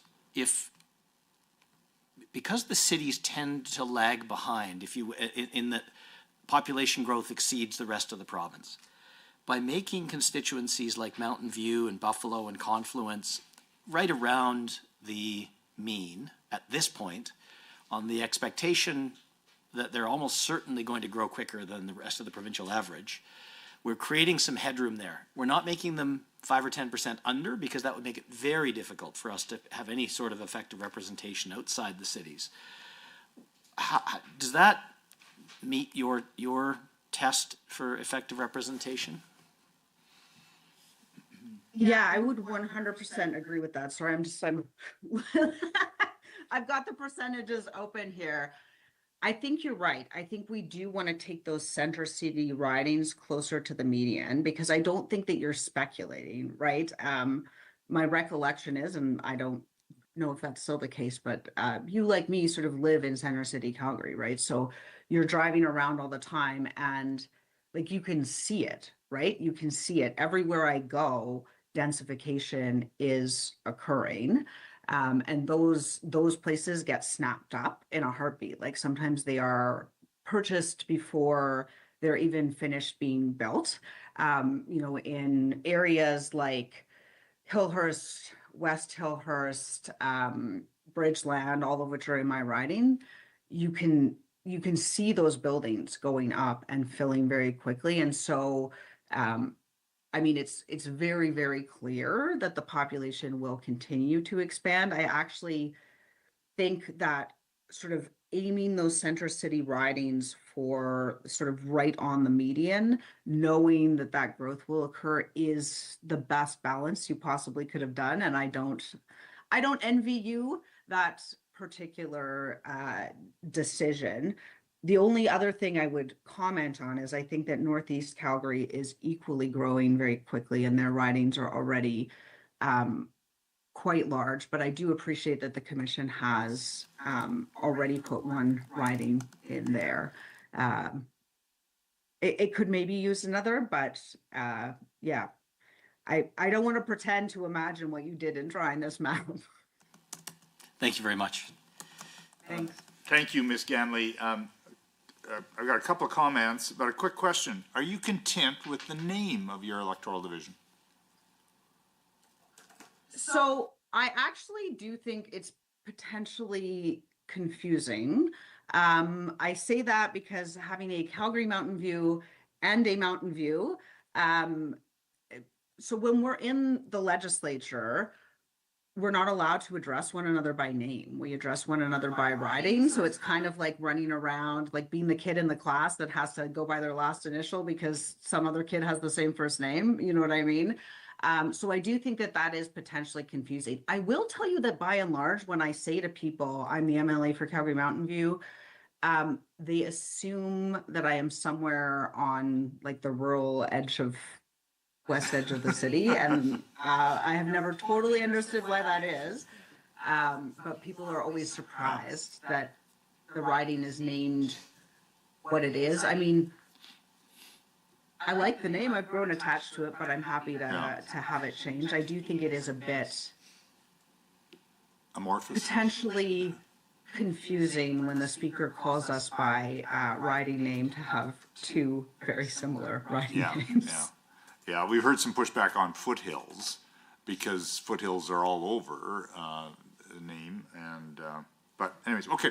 But let me give you a perspective, and you may have heard my comments with the previous speaker about, and I didn't realize you were on the line, but let me fess up to my observation that Calgarians seem to be very much opposed to hybrids. And it seemed that there was a bit of a campaign, and there's nothing wrong with that, but, hybrids are bad, they're evil, don't touch, don't allow for them.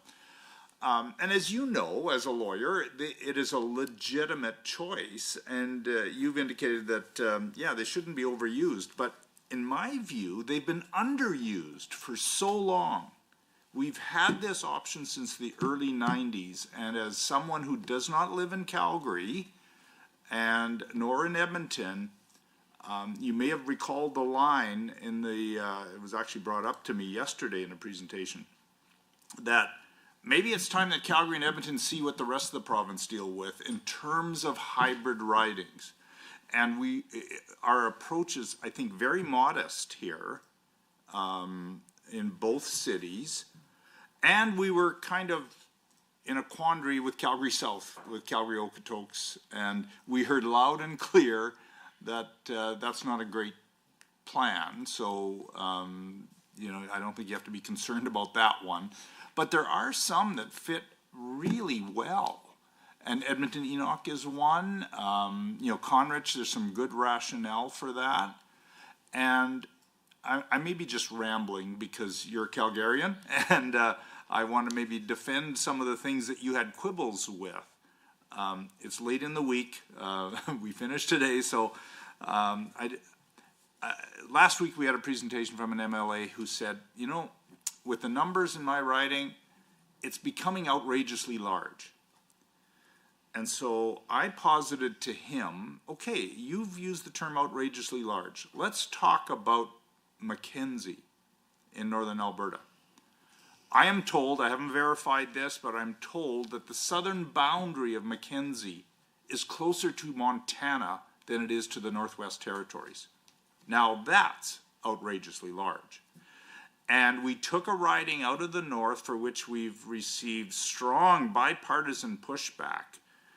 And so I guess I'm trying to build the case for more hybrids, and I think we will in our report. And I'm trying to, I think we have to do some correcting in terms of the rural, the elimination of rural and northern, or certainly a northern seat. So with all that, I don't think we're obsessed with getting to the mean or average, because that limits us. We're more obsessed with getting everybody in the range and meeting the test of effective representation. Now, I think it will always be thus that urban ridings are higher, well above the average, and rural ridings are almost always below the ridings, or below the average. So that's my Reader's Digest version of what we're thinking, and I didn't get the endorsement of any of the four co-commissioners to say this to you, but that's certainly my thought process, and I think as a former Attorney General, you understand the pressures that we have. And it all, not all boils down, but it is somewhat influenced by the very limited increase of only 2 seats. That's a frustration for us, and we will be recommending something along those lines that we just didn't have enough room. We just don't have enough room in the 2-seat expansion of the legislature. Because as you know, the Court of Appeal says, look, you got 3 options. Add more seats to the legislature, take more seats away from the rural areas, or use hybrids. And that's the conundrum we're dealing with, and we have been dealing with ever since we started this.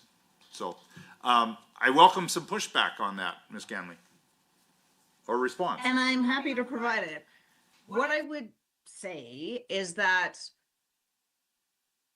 the point of representative democracy is that rather than sort of people fighting with one another directly in the streets or whatever, they elect representatives, the representatives go to the legislature, and that is the system we use. The court system is a very similar thing. People sort of give their interests up in the interest of us all being governed by a common system. There are some things that are very, very fundamentally different right now in a very intense way. So we're seeing this like massive increase in sort of what I would call separatist rhetoric. And I will tell you that the people I talk to in Calgary are horrified.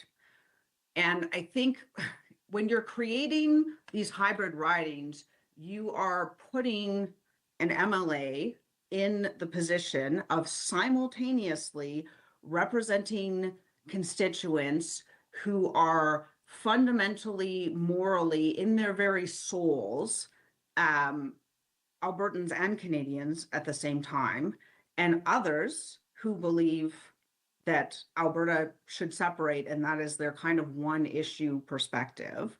I can only imagine that would be incredibly challenging. And I don't think throwing those folks into the same riding where they're advocating to one MLA instead of having them in separate ridings where the MLAs can argue it out in the legislature is something that will support faith in the system or that supports the general aim of peaceful resolution of our disputes through the processes that we have. I will tell you that my perspective is that it's emotional for people. It is, and it worries me, honestly, how emotional it is for people, and the idea of sort of throwing all of those people into the same riding in the hopes that they will somehow sort out those disputes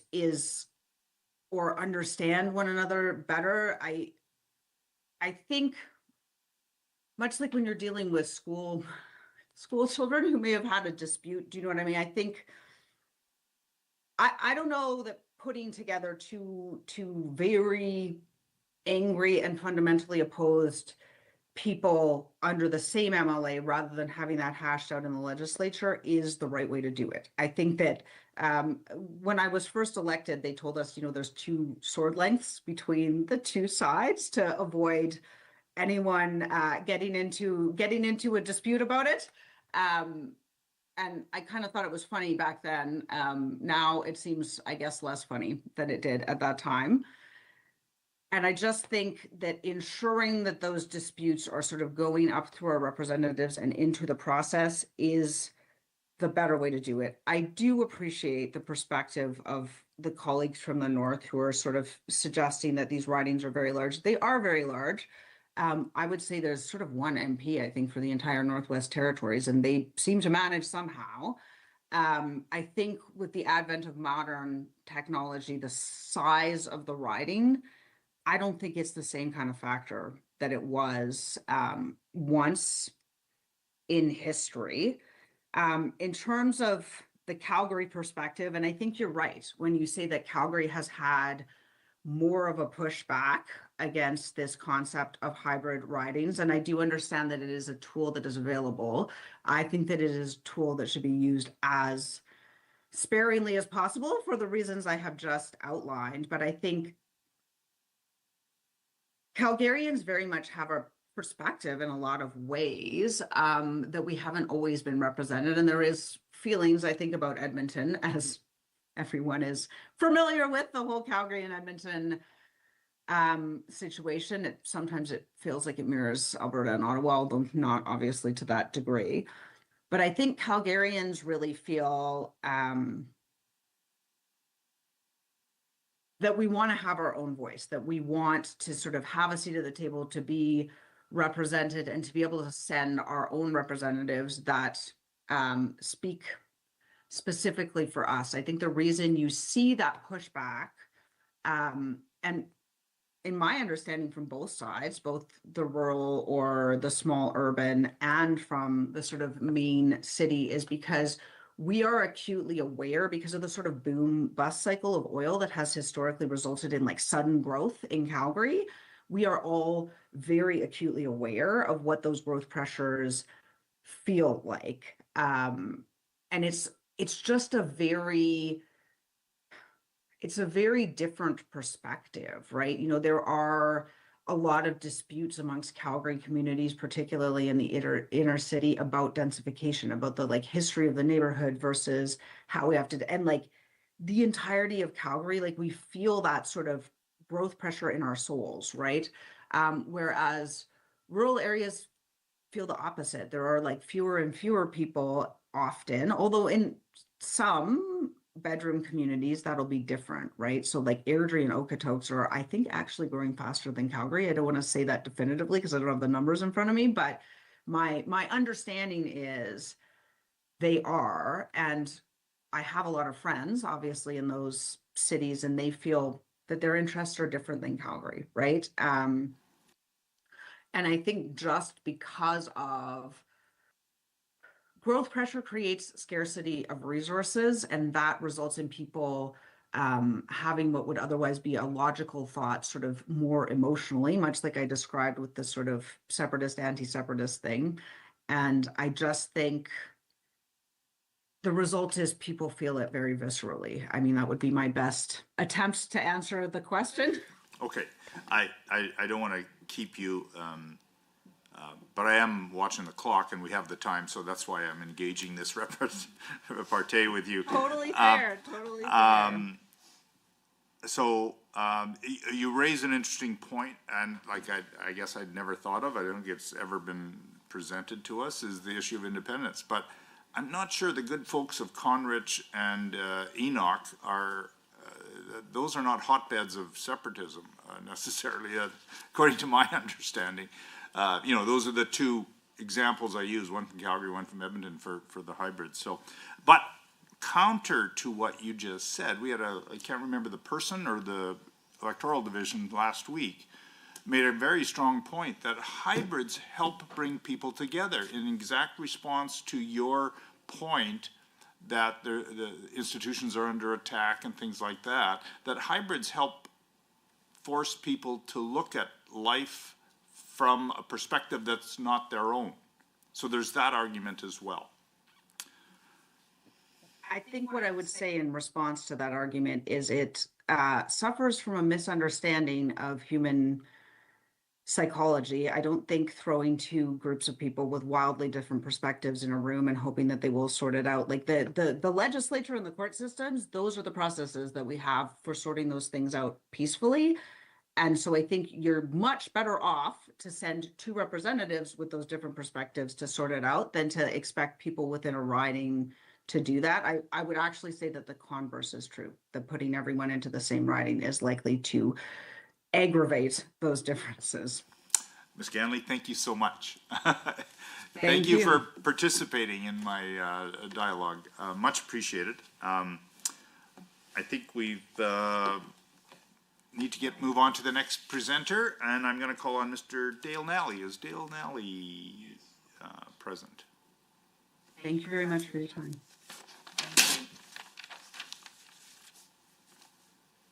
Hi. Good morning. Good morning, Mr. Nally.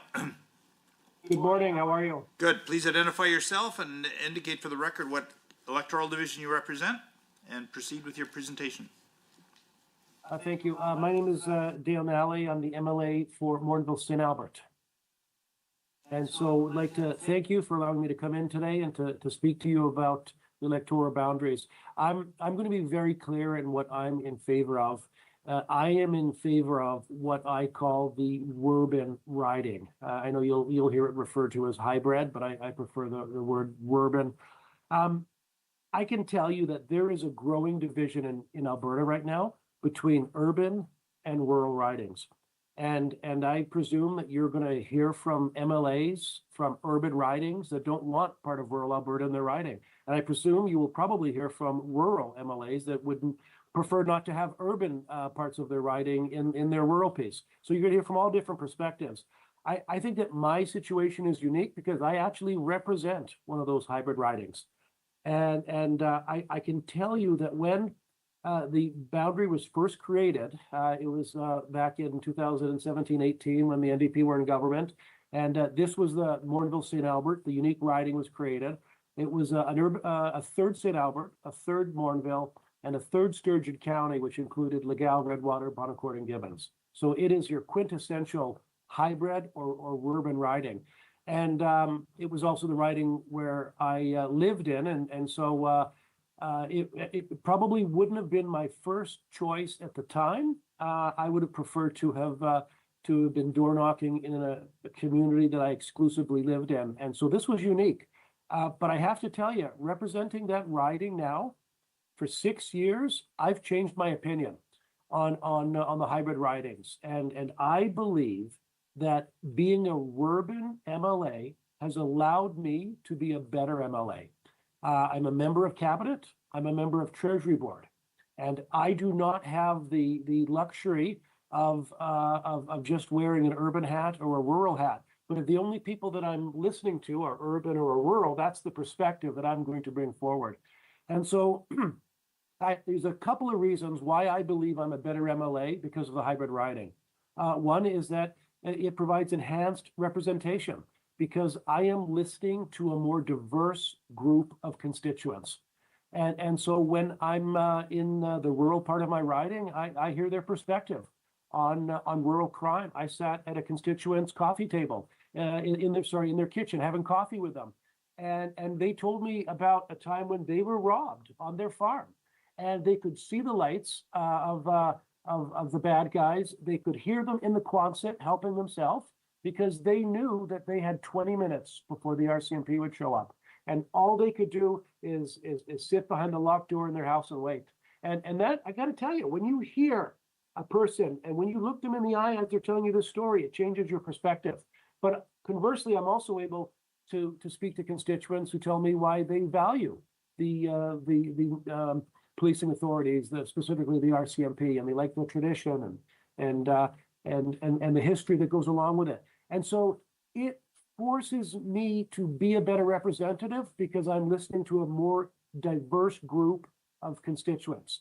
I also believe that collaborative problem solving is enhanced as well, because there is a lot of decisions that we have to make in government, in the legislature, that requires collaboration from both urban and rural areas. And I'll give you a prime example, something that is very front of mind right now, and that is data centers. This is a huge opportunity for the province to generate billions of dollars investment, creating thousands of jobs, generational wealth from the royalties, and it's a great opportunity. And when you speak to the many of the urban constituents that are very supportive of this because of the investment attraction and the jobs, but when you also represent a community like Redwater that pays higher transmission costs than they do in St. Albert, you hear a different perspective. And so one of the things that I was able to speak to when working with the minister on the data center strategy was the fact that if we're going to embrace this industry, we have to make sure it is not at the cost of our rural constituents paying even more in transmission charges. And so just something little like knowing that in Redwater they pay higher transmission than they do in urban areas is something that I bring to the table as a hybrid MLA. And even in the more current events, there's a lot of talk right now of Alberta separation. And the fact is that if you are in one particular riding, you're going to hear a specific perspective predominantly. But when you have a diverse set of constituents that you represent, I literally hear from all Albertans.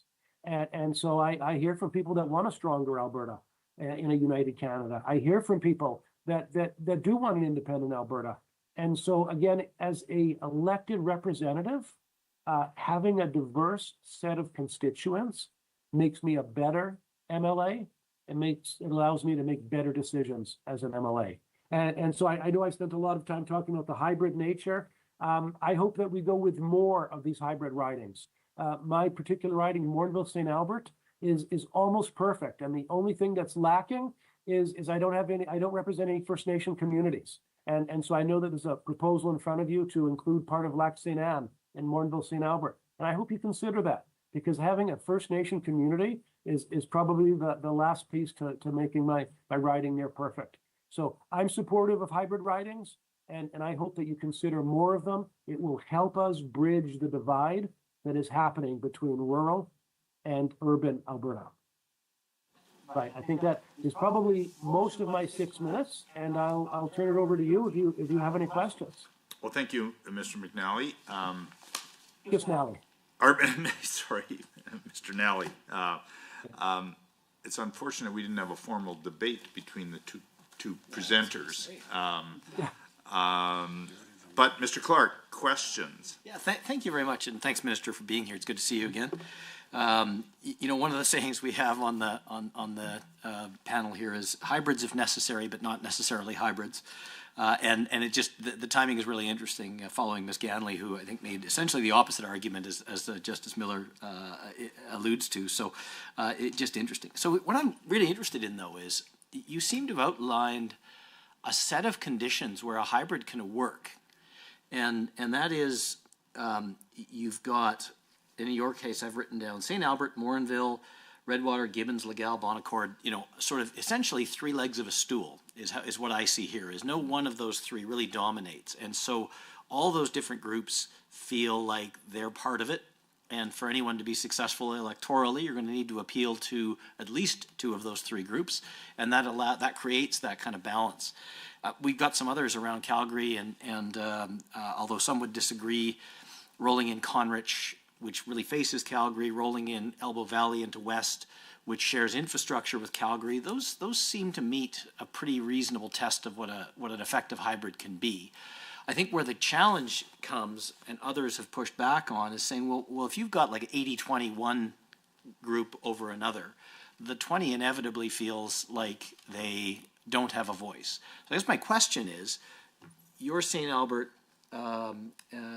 Sturgeon constituency as proposed sort of faces north and east, really, I guess, or, you know, from Edmonton. What if we flipped it around? What if we took a bite out of Edmonton and mixed St. Albert with Edmonton?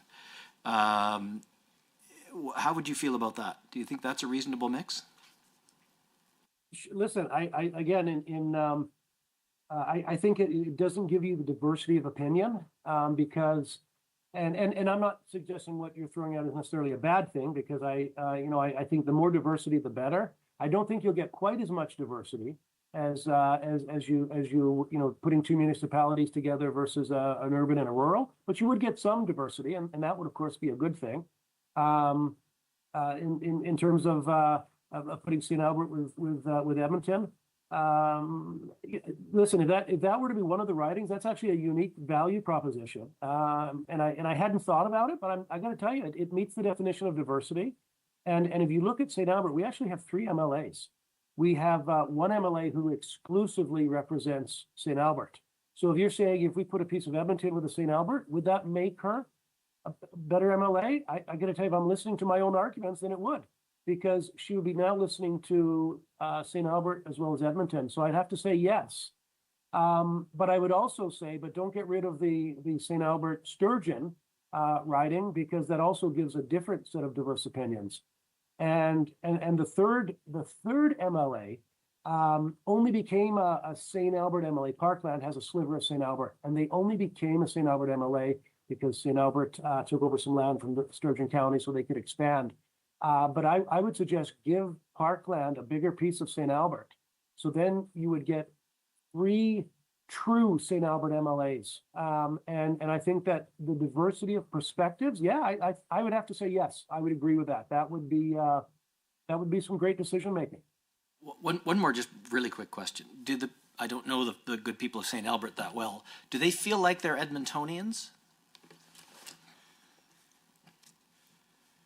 You know, I I've never asked them that question, but as someone who has spent, 25 years living in St. Albert, I think that there is some uniqueness to St. Albert. St. Albert does see themselves as a different community from Edmonton. Yeah. But we had a member of parliament that represented St. Albert and part of Edmonton. And one thing that I never heard was any complaints. And so I don't think that the folks of St. Albert would be upset if there was a part of Edmonton lumped in. But I would make the case, but do it in addition to, not instead of, an urban rural. So in other words, catch all of it. It would absolutely be a stronger representation. At the end of the day, my grandfather used to say, if you do what you've always done, you're going to get what you've always got. And well, let me tell you what we got. We got a huge divide between urban and rural, and you see it amongst both caucuses under that legislature. You create more hybrid ridings, you're going to get better decision making. You're going to get better representation. Thank you, Mr. Nally. Dr. Martin, questions? Thank you, Minister Nally. I wanted to ask you about economic and traffic corridors.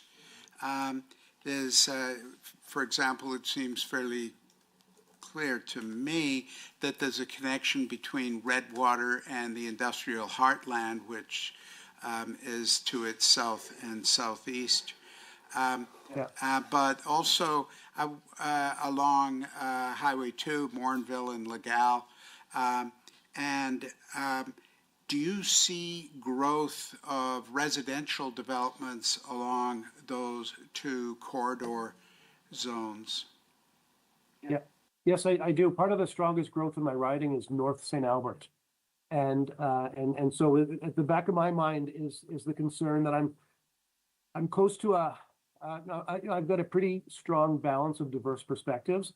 Northern St. Albert is where the growth is coming. Much of it is in my portion of the riding, which is along that corridor of number 2, which is why I would love to have a sliver of Lac St. Anne in Morinville St. Albert. It's why I would love to include a First Nation, because I don't have one, and it would help offset the growth of that's coming into St. Albert for sure, and it would help protect the nature of the hybrid riding for sure. Thank you, sir. Okay, Ms. Sampson. When you look at, thank you for your time this morning, I should say that first. When you look at your riding as it stands, as we've redrawn it, St. Albert / Sturgeon, 2 questions. Do you like the riding the way, I don't believe there was a lot of change there, and 2, do you like the name? Well, thank you for asking me that. I think that it was good. I think it can be better, and it could be made better by because I am concerned about the growth on the north part of St. Albert, because we have very strong immigration, and St. Albert is growing at a fast rate. And when you drive by on the number on Highway 2 and you see the North Erin Ridge development that's happening, it is going quick. And so yes, it's good. I think we could make it better by protecting it, not waiting 10 years to address it. And that's why I support increasing the rural component into Lac St. Anne. And it includes the First Nation, it includes Alexander. I would love to have that in my riding. It's not for political reasons, because I think as a demographic, I don't think that there's a ton of votes for me there, but that's not why we're doing this. This is about representation. And so I think that would protect against that growth there. So I would say it's a good start. I think we can do a little bit better for sure. Now, in terms of the name, I would like to keep the name as it is. And the reason for that is first of all, St. Albert is a third of my riding, but I only represent 20% of St. Albert. And so having Morinville first, I represent a few more Morinville constituents. It's the largest community that I represent. I would prefer to keep Morinville St. Albert name intact. But I mean, that's at the end of the day, that's not a hill to die on. It's a nice to have to keep the name Morinville St. Albert. So if you could consider that, I think that'd be terrific. Just in clarification, based on what we're proposing as a naming policy, the name would be St. Albert Sturgeon. And you would, like I said, I didn't come here to argue the name. Yeah. You asked me what I thought? Yes, I did. I would prefer to keep Morinville St. Albert as the name. Because Morinville is the biggest community that I represent, both in the current riding and in what you're proposing, as well as in what I'm proposing. Morinville's still the biggest riding. So I would like to keep that name first, but without getting rid of the St. Albert name either. And so I like the name as it is. But like I said, at the end of the day, it's not a hill to die on. It's more of a nice to have, not a must have. Right, so if we kept the name, it would just be flipped. It would be St. Albert because that's the larger of the two, St. Albert, Morinville. It's the larger of the two, but I only represent 20% of it. So I would argue to leave the name. And I saw what you wrote about having the larger community first, and I guess that makes sense. But in this case, I represent 20% of St. Albert. And so for that reason, I would prefer to keep the name Morinville St. Albert. My second choice would be St. Albert Morinville. And then my third choice would be St. Albert Sturgeon. Thank you very much. I appreciate your thoughts. Thank you. Mr. Evans? No questions, but thank you very much, Minister Nally. Thank you for your time today. Thank you, sir. We'll go to our next presenter, Mr. Tani Yao. Please correct me if I mispronounced your name. No, you have it right. Okay. So please identify yourself and tell us what electoral division you represent and what you'd like us to hear. Thank you so much, Justice Miller, and to the electoral boundary commissioners. Thank you all so much for taking the time to listen to me. I greatly appreciate that. I'm Tani. I'm the MLA for Fort McMurray Wood Buffalo. However, my concerns aren't tied to my constituency. My concerns stem from my role as an advocate for the North, which is one of my drivers in being an elected official and serving in such roles, such as with the chair of the Northern Alberta Development Council. In that role in particular, I recently developed a report after touring through northern communities and speaking with hundreds of stakeholders from various walks of life. And there's a common theme of the perception of being undervalued and underrepresented in regards to investments by the province in such things such as infrastructure and core services. So my concern today is about the proposed loss of a northern constituency. The proposed constituency lines would result in one less voice for an important but undervalued region of the province, which is the North. As you know, the landmass entails almost half the province, this area, and provides hundreds of billions of dollars in revenues to the provincial and federal governments. The jobs provided by this region are not reflected in population surveys, as many commute, and those numbers are in the tens of thousands. Decisions made by our government can affect these citizens directly, simply because of the region they work. So we just need to ensure that there are mechanisms for more or stronger voices in the legislature that reflect the impact that the northern region has.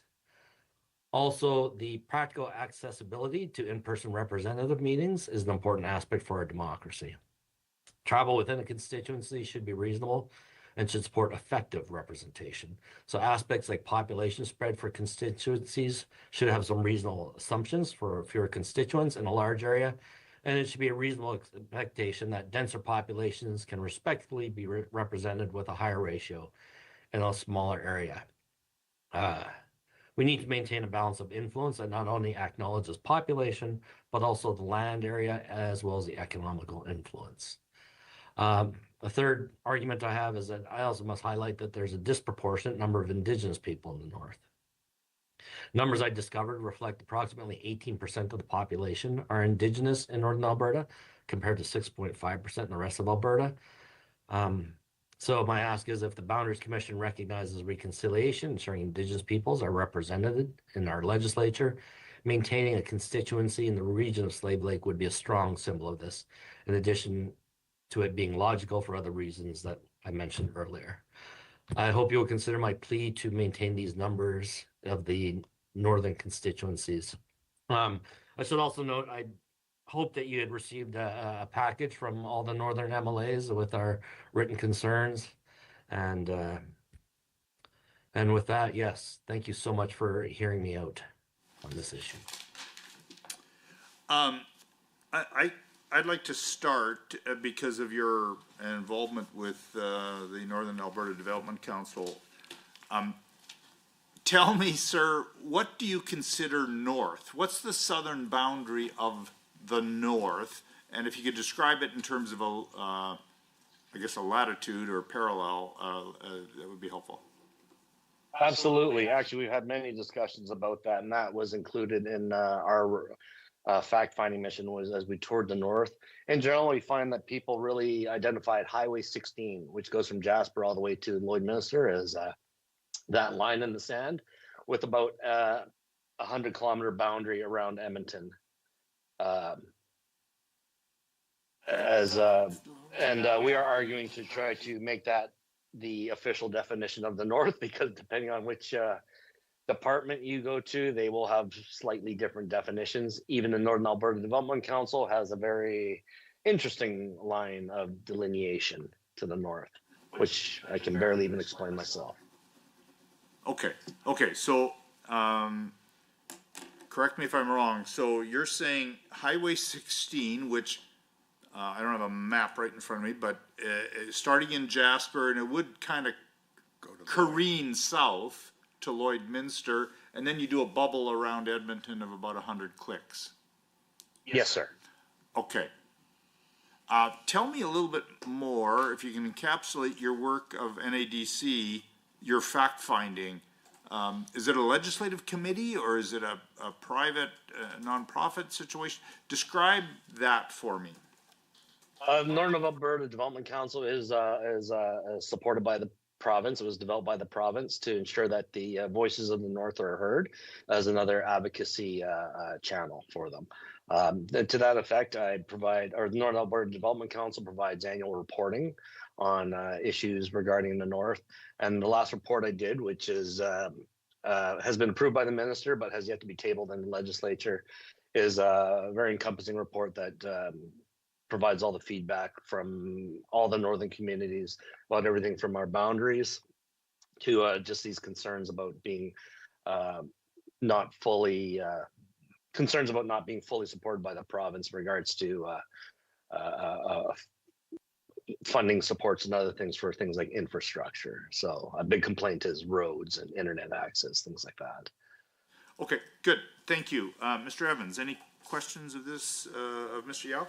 No, but thank you very much for the information that you provided. I'm now looking for Highway 16 running east and west.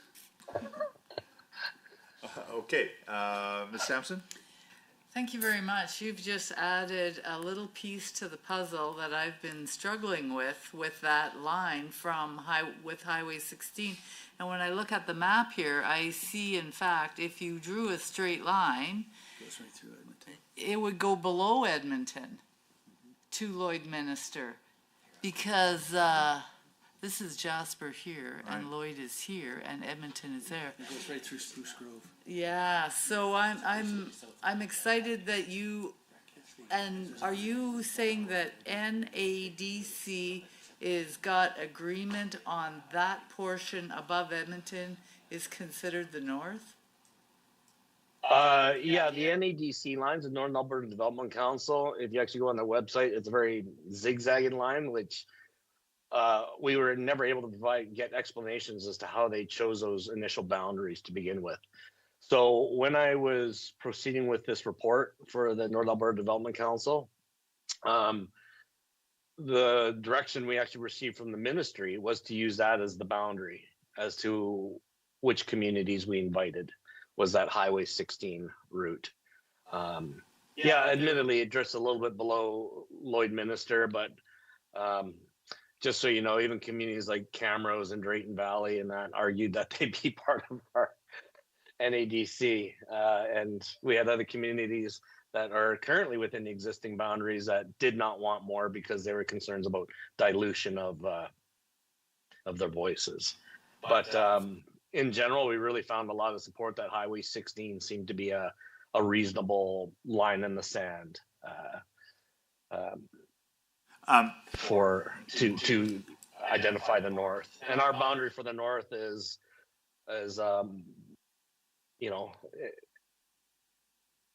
we're Northern Alberta is very well developed compared to other provinces. That's all I want to say. It's good point.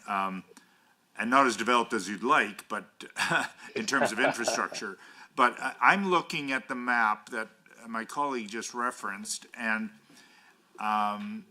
to me, for electoral boundary purposes and for description of the northern boundaries, could you live with a definition of the north encompassing the southern boundaries of Bonnyville, Cold Lake, St. Paul, Athabasca, Barhead, Westlock, and Grand Prairie, Wapiti, and I don't know the third one there, but that it's a bit of a zigzag line. Central Peace Notley. So could you live with a definition of a categorization of the north using those southern boundaries?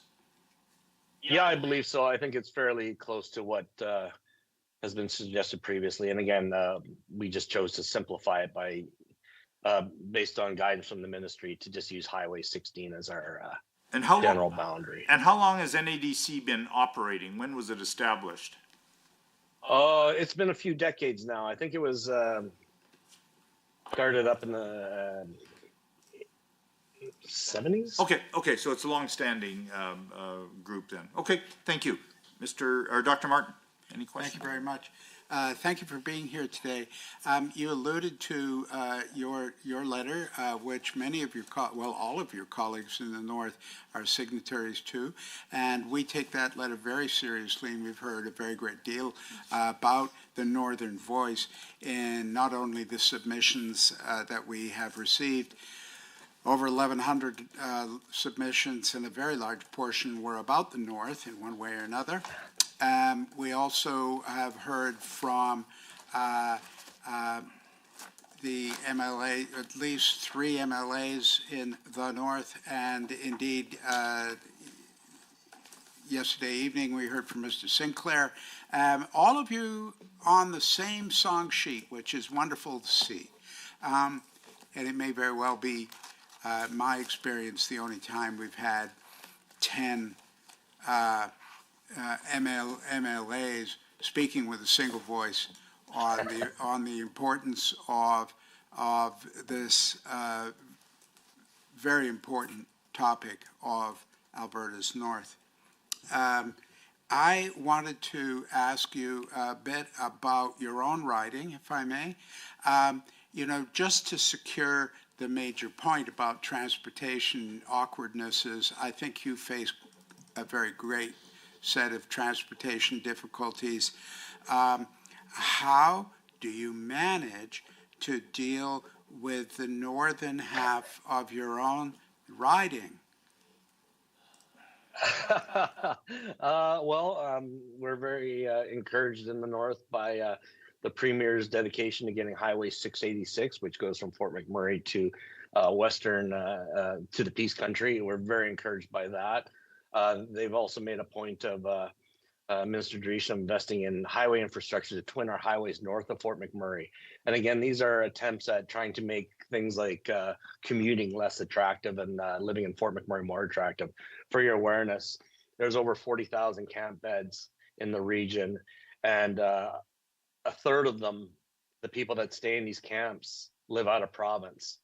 So the other provinces first need to acknowledge that our energy industry supports their provinces, and that these are, if we could do more to make the conditions more favorable, that we could have a larger population, not only living in Alberta, but in the North. I just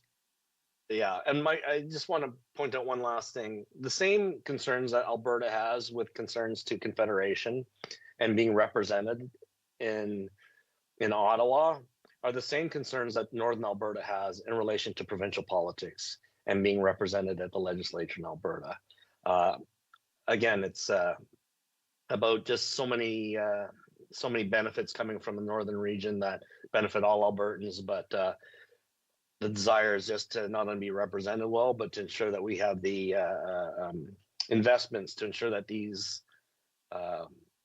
industries can continue to thrive and be well supported by Albertans and Canadians. So, if I may just follow up on your remark about the shadow population, this persistent theme has been for decades, from well, across all the northern ridings, come to think of it. And how do we best measure them, and to whom is their primary responsibility? Is it a municipal issue? Obviously, you're in the mix to some extent, but my main point, how do we measure the shadow population in a consistent way? Well, I admittedly wish our government would compel our industries to work more closely with us. And that's what our ask has been, to work closely with industry to help identify this population. Industry has always been coy about telling us how many people are actually commuting. I gave you a number for 40,000 actual beds in the region. That I got that number through my former colleagues at the fire hall who have to do fire prevention, fire codes inspections, and that's how they have those numbers. And if we assume that they're hotbedding, which is people off duty come in, we can assume that there's over 80,000 commuting back and forth to the region. It's a substantial amount. It impacts a lot of our bottom lines, and it has to be a proactive approach with all levels of government working together with industry, quite honestly, to address this situation. And my understanding is Minister Dreeshen might be doing a study on airports, which might reflect a study to be had on commuting as well. Thank you, sir. Thank you. Mr. Clerk. Yeah, thank you. Mr. Yao, good to see you again. So I just looked up quickly the NADC boundary, and it looks like it runs south of Grand Cache, south of Athabasca. Well, Whitecourt is a little further west. Bonnyville, St. Paul, Saddle Lake. So that 16 is sort of an advocacy position that you would take, not the official NADC boundary at the moment. Is that That's correct. Yeah. But when I was doing my initiating this report that that I was working on, the guidance from the ministry itself was to use 16 as the boundary. So so as I kind of head east there, I'm curious about Smoky Lake. Now I recognize this is your colleague's constituency, the south part of the Fort McMurray, Lac La Biche area. But I'm curious, is Smoky Lake, Saddle Lake, those areas, in particular Smoky Lake, does it have a connection with Lac La Biche or the southern part of Minister Jean's constituency? A little bit, and I guess it's proximity to Lac La Biche as an example. There's a lot of overlap between those two constituencies per se, just from my own personal knowledge about the people who work and live in the area. But no offense to Minister Jean and his constituency, I'm a little bit agnostic on their desire for what their definition of their boundary would be. I haven't looked too closely into it. I know they had asked for some different boundary changes. I admit to not really looking into that too deeply. Fair enough. You've got enough on your plate as it is. So yeah, I'll just echo some of the comments of my colleagues that we did receive your letter from the Northern MLAs, and it's one of the very first things we received, and we've given a lot of thought to that already. We've heard a lot of advocacy and input. So rest assured, your message has been received, and we will give it some serious consideration. So thank you very much. Thank you so much. I really appreciate it. Thank you for coming, sir. Your input is very helpful. We're going to move on to our next presenter, Mr. Nagwan Al-Ghaneed for Calgary Glenmore. Miss. Oh, sorry. Did I say Mr.? Okay. Sorry, ma'am. No worries. Hello. Good morning still. Good morning. Yes, and I realize I might be between you and lunch, so I'll do my best here. So I'm Najwan Al-Ghaneed. I'm the MLA for Calgary Glenmore. So for starters, I'd like to thank each one of you for doing this work. It is hard. It is complex. I've listened to some of the presentations, and it is really hard. So I do not envy you for this job. For today, what I would like to do is to reiterate some of the key points from my written submission and try to paint a picture for you of Calgary Glenmore. So for starters, it's important to keep Calgary-Glenmore's communities connected and as coherent as possible. This is a well-established urban riding that has, I would say, a mix of young families and seniors. We have 3 senior homes and 5 long-term care facilities, including 1 hospice. And you meet a lot of first homeowners in this riding who never left. So even those who rent here, they are long-term renters. So I would say people who move to Glenmore stay in Glenmore. So I do thank you for respecting the municipal boundaries in Calgary-Glenmore and keeping our city intact and not creating hybrid ridings, because it do, as well from a selfish point of view, it helps us as MLAs to have effective representation. For my second point here, I would like to recognize the thoughtful work of adding an additional seat in Calgary. And this is important because I am noticing the increase of population in Calgary-Glenmore. You would have these numbers better than me, but the Statistics Canada shows a big increase in Calgary's population in 2023 and 2024. And I do notice it in my interactions in the riding. I regularly meet folks who moved from Ontario to Alberta, and they cite the Alberta is Calling campaign. This government campaign has been a resounding success, and we see the impact here in Calgary-Glenmore. I meet folks who literally bought their homes in the riding remotely from Ontario through virtual home tours. So that is interesting. We're also noticing seniors downsizing to apartments. We're seeing young families moving and buying these homes. And some of it is actually intergenerational transfer. So the young adults might have left Alberta for school and work, and then decided to return here and raise their family right where they grew up in Glenmore. My third point is on the makeup in the Calgary-Glenmore riding. Overall, I would say this riding is homogeneous in its makeup. It is historically a very established riding. Generally speaking, it is an affluent riding with many residents working in professional white-collar jobs. I meet many of my constituents in professional settings, in professional conferences, and even in the boardrooms. We do, however, have pockets of different socioeconomics, and we also have Calgary housing in the riding. But my point here that I'm trying to drive is that Calgary-Glenmore is a microzone of Calgary downtown, which gives it a very, it's a strong urban feel to it. It is absolutely not a rural riding. Another community of interest is the Indigenous community. Our neighbor next door is the Tsuut'ina Nation. And many families send their kids to go to school in the Glenmore riding. We have designated CBE schools for Indigenous families. One of the high schools here have a smudging space where Indigenous youth can have a safe, culturally appropriate space for smudging. A third community of interest here is the Jewish community. And I would truly want to make sure their safety and interests are well represented in the new map. There's a Jewish school. There's the Paperny Family Jewish Community Center, or the JCC. And think of the JCC as the living room. That's where many Jewish families meet, recreate, hold events. The JCC also has a culturally appropriate seniors home. We have 2 synagogues in Glenmore.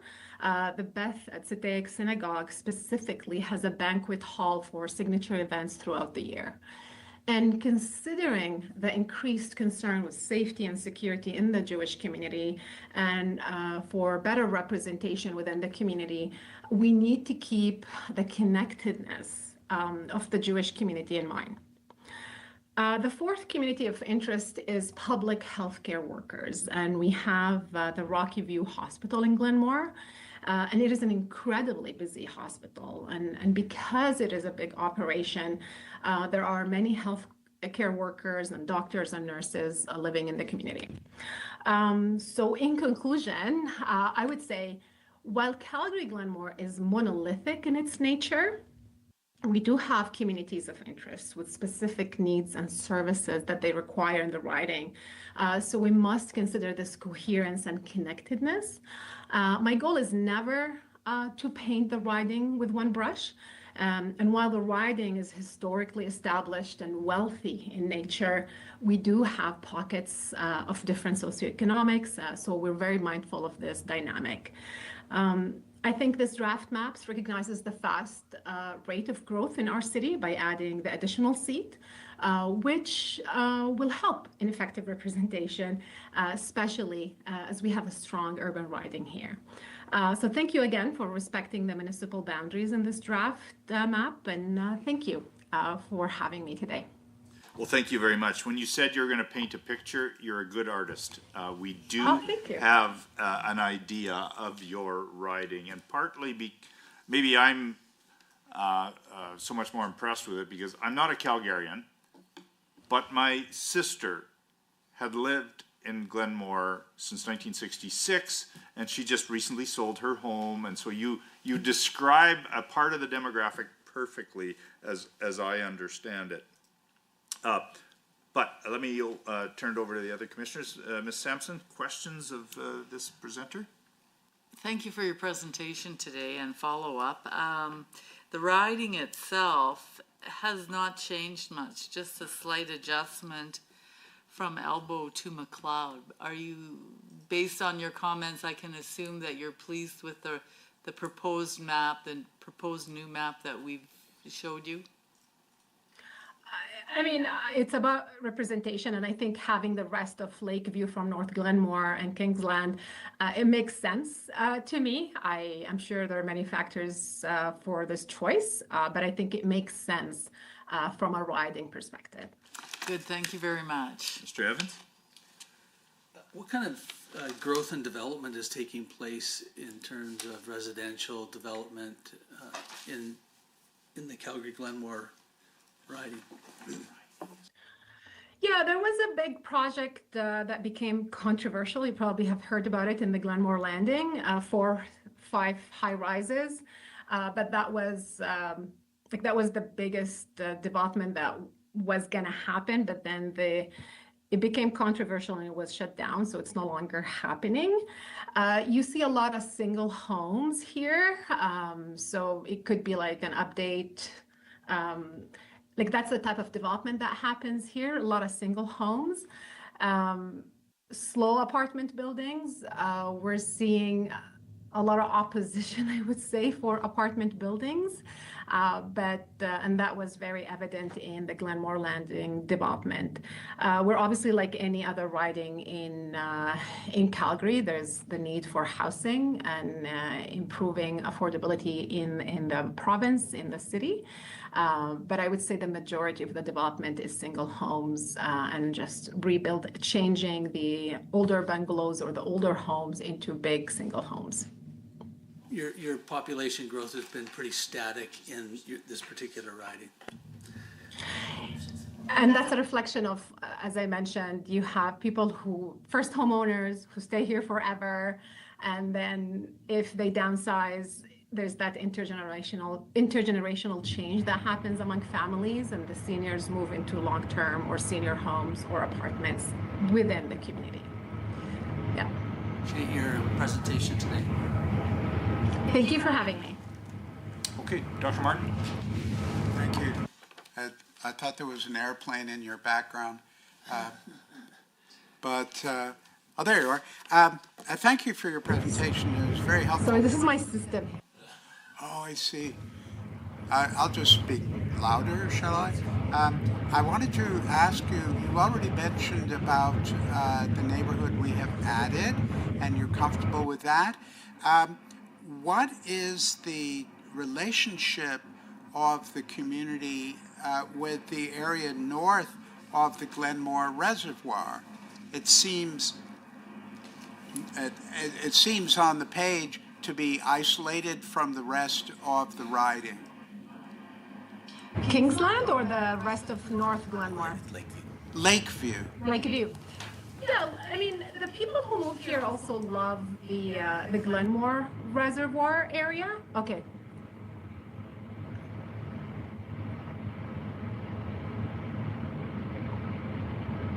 Yeah, so Lakeview is Lakeview. You're connected to the Glenmore Reservoir. It's a beautiful, like we have the beautiful Glenmore pathway. So people recreate. There's biking, walking. There's even cross-country skiing down the valley. Um, that's the connection that we see. People who come here love the outdoors and they benefit from this beautiful backyard we have here. The meaning of Glenmore in Gaelic is the Big Valley. So the settler who came here called it Glenmore for the ups and valleys in the area. So that we see a lot of hiking, walking, mini hikes, obviously, where it's not the Rockies here. But the main connection to the area is the usage of the reservoir. There's sailing as well. There's Heritage Park, which is very connected to the reservoir.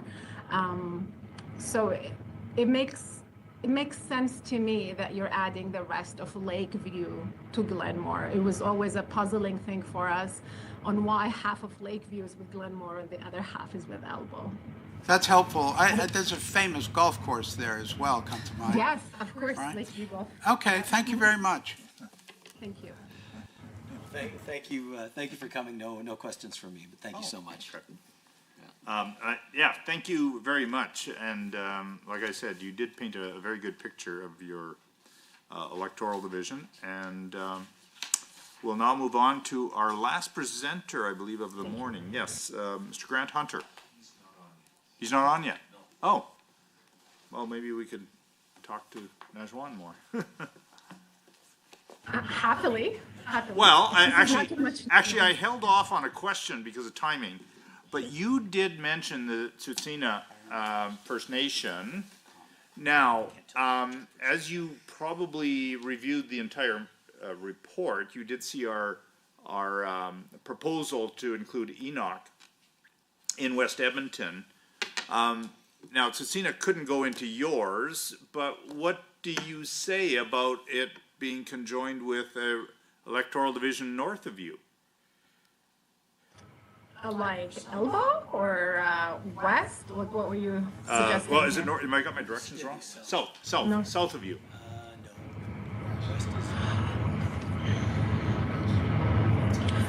South would be Acadia or Fish Creek or. Yeah, thank you for bringing that up. Yeah, or could it be Glenmore? Okay, yeah, well, maps clarify things, thank you.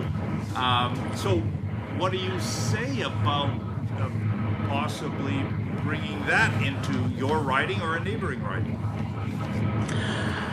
You know, I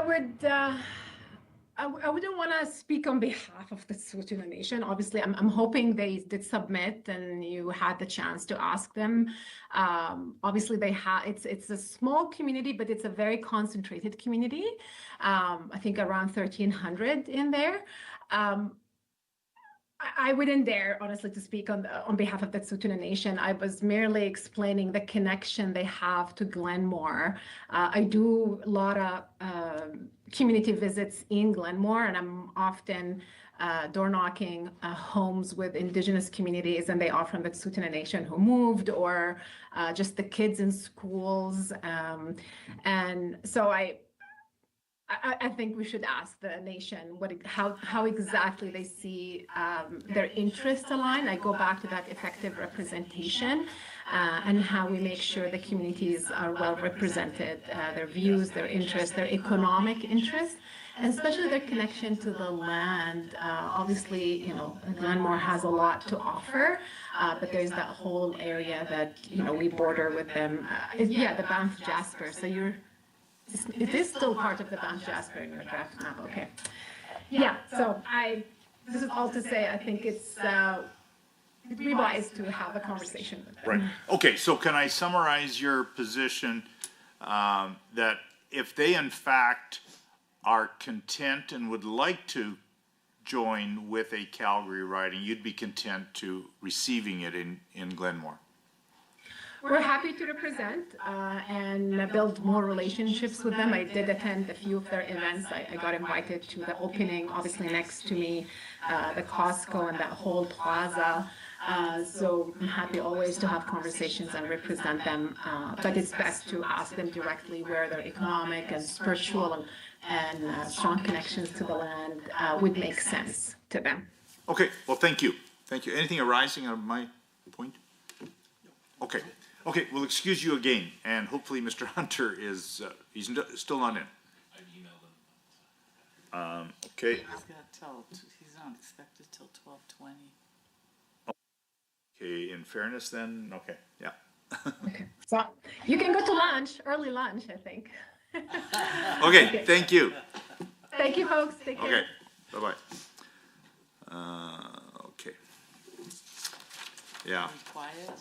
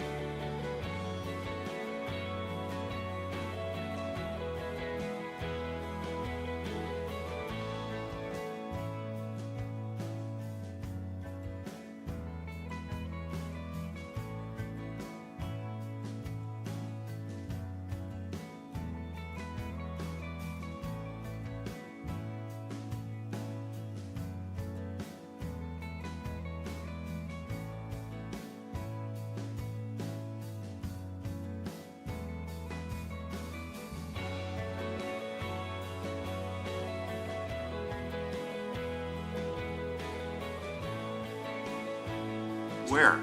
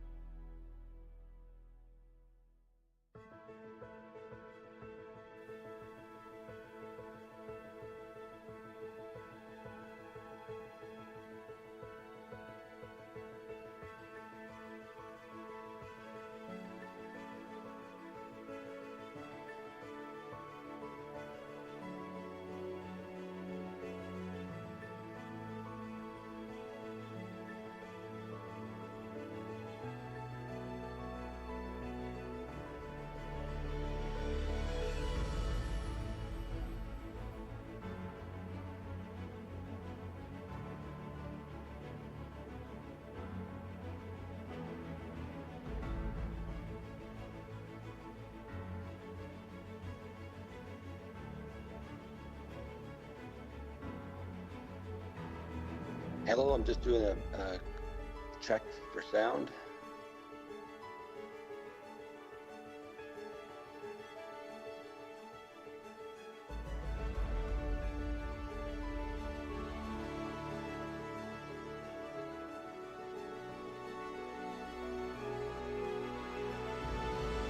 Hunter?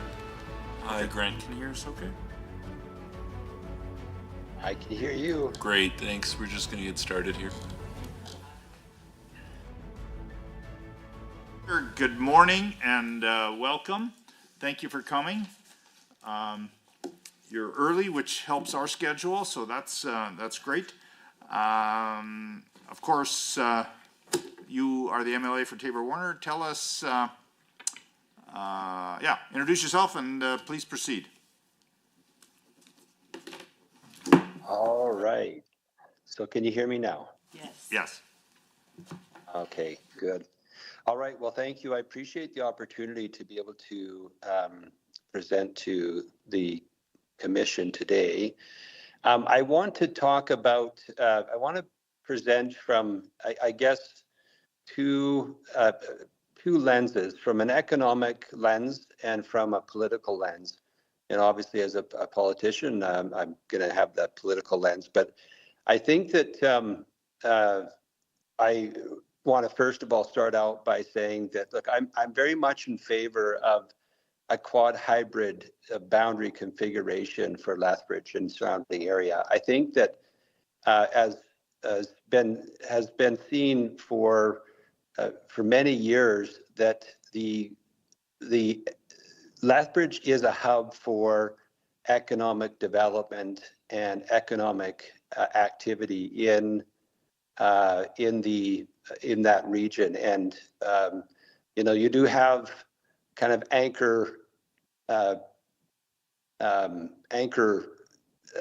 cities like Lethbridge, like Medicine Hat, and one of the things that I know I've been working on over the last 11 years is working on building out that agri-food processing corridor between Lethbridge and Medicine Hat.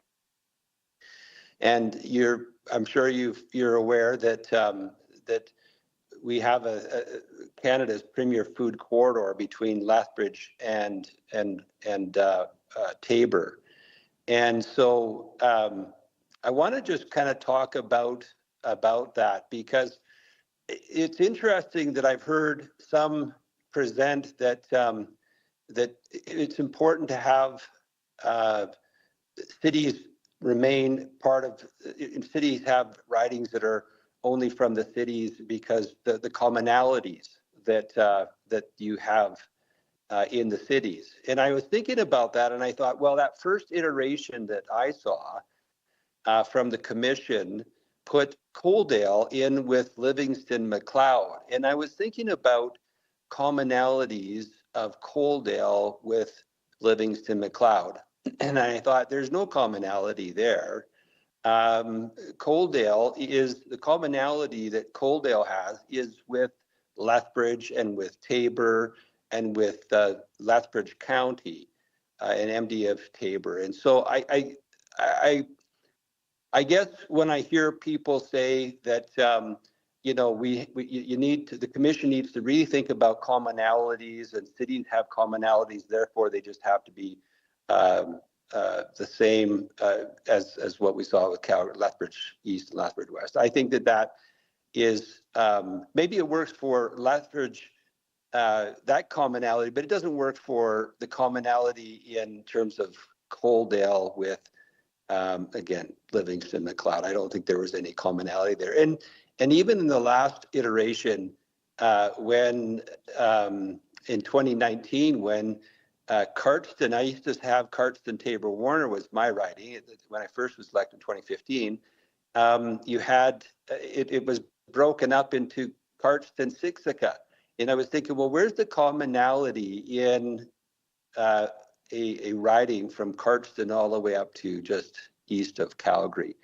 So I think that for those who are making that argument, I would say that they're probably throwing rocks in a glass house, because I don't know whether or not it actually has any validity. But I want to say that in terms of commonality for the Canada's premier food corridor.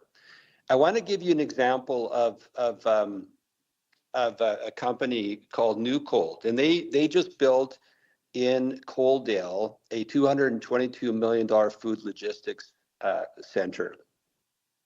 And the reason why they put it in Coaldale, one of the reasons why, is because even from a company that was, that is from the Netherlands, they recognized the commonality of having a food logistics center in Coaldale, which is kind of the center area of that Canada's premier food corridor. And they knew that they would be bringing in companies from, they would be servicing companies from Lethbridge, they'd be servicing companies from the MD of Tabor, from Tabor, and also from the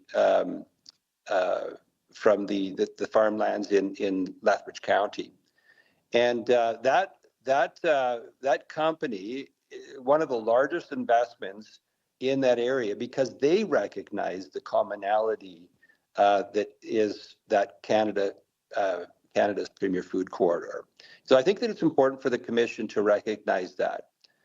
And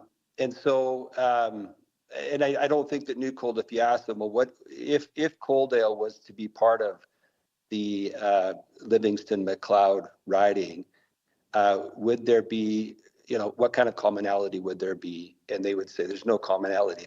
A company out of the Netherlands recognizes that, and yet it seemed like the Commission didn't really see that in this first iteration.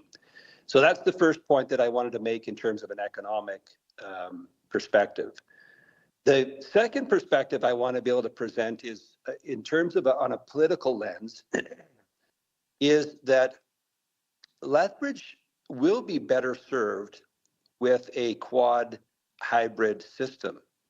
And here's just a simple reality.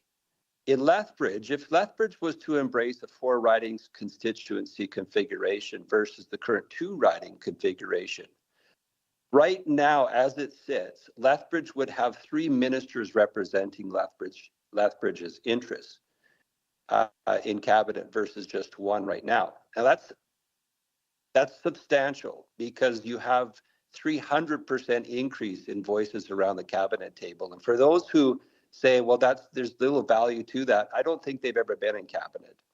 And I don't think that they have recognized the value of that. So I've heard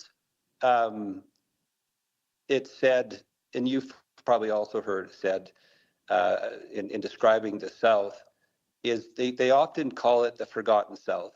And so how do you fix that? How do you fix that political problem? One of the ways you do that is, especially for Lethbridge, is you rectify that by allowing more opportunities for more cabinet members to be around the cabinet table. And I think that that is a way of being able to make sure that the interests of Lethbridge and surrounding area are heard at that cabinet table. So with that, I just wanted to be pretty brief in my presentation and talk to you about those kind of 2 lenses that I have on this. And I can take questions now. Okay, thank you, Mr. Hunter. And I'm just going to I'm going to jump in here first.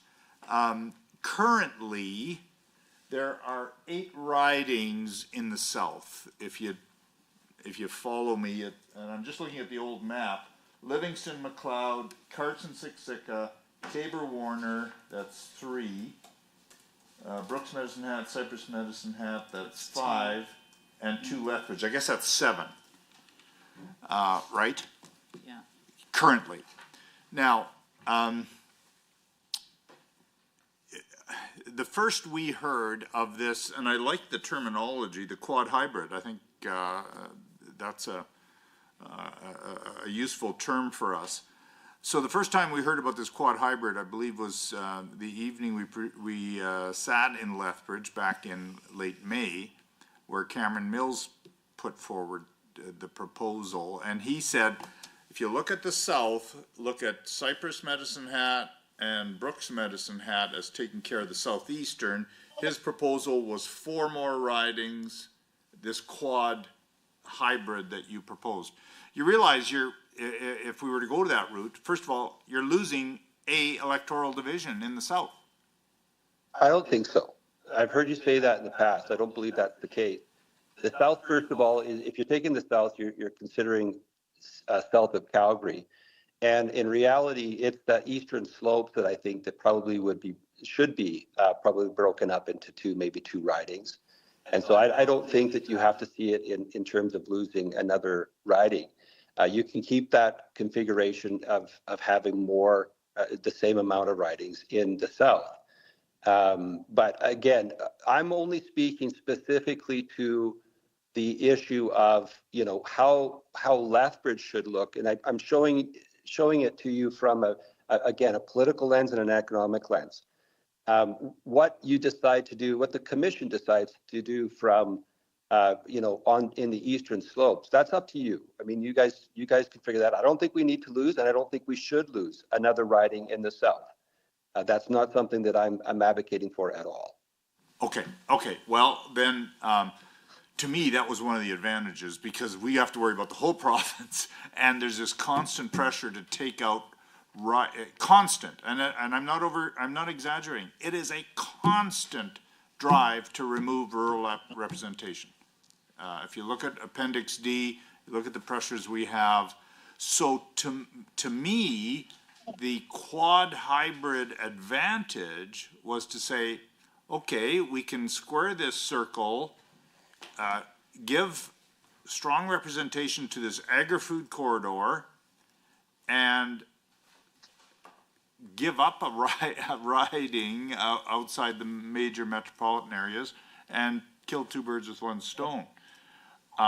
So maybe it's a perspective issue, but I see the advantage of the quad hybrid as giving us a riding somewhere else. Respond to that, and you kind of have already, but get back. I think that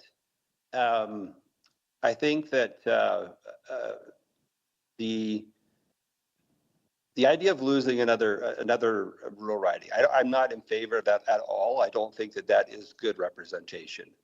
So no, I'm not advocating for that. I do recognize that there are pressures in cities, but remember that in cities, look, you can sometimes walk from one side of your riding to another side of the riding. In my riding, I have 13 communities that I've got to go to right now, to each of the whether it's graduations or parades or councils and speaking with councils. So it is very different what a rural riding is required to do.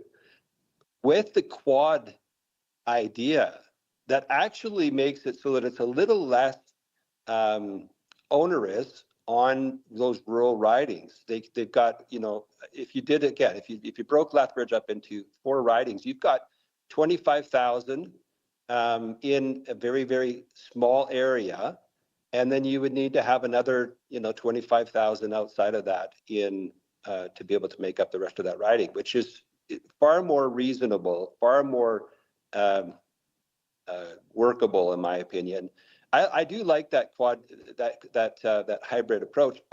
And really, we've been doing it in Alberta for a long time. I mean, Lethbridge or Cypress Medicine Hat, Brooks Medicine Hat is working fine, and those ridings are a hybrid model, and I don't see any reason why a hybrid model can't work. For those who say that it can't work, I think that they have some self-interest, to tell you the truth. As they would say about hybrid promoters too, in fairness.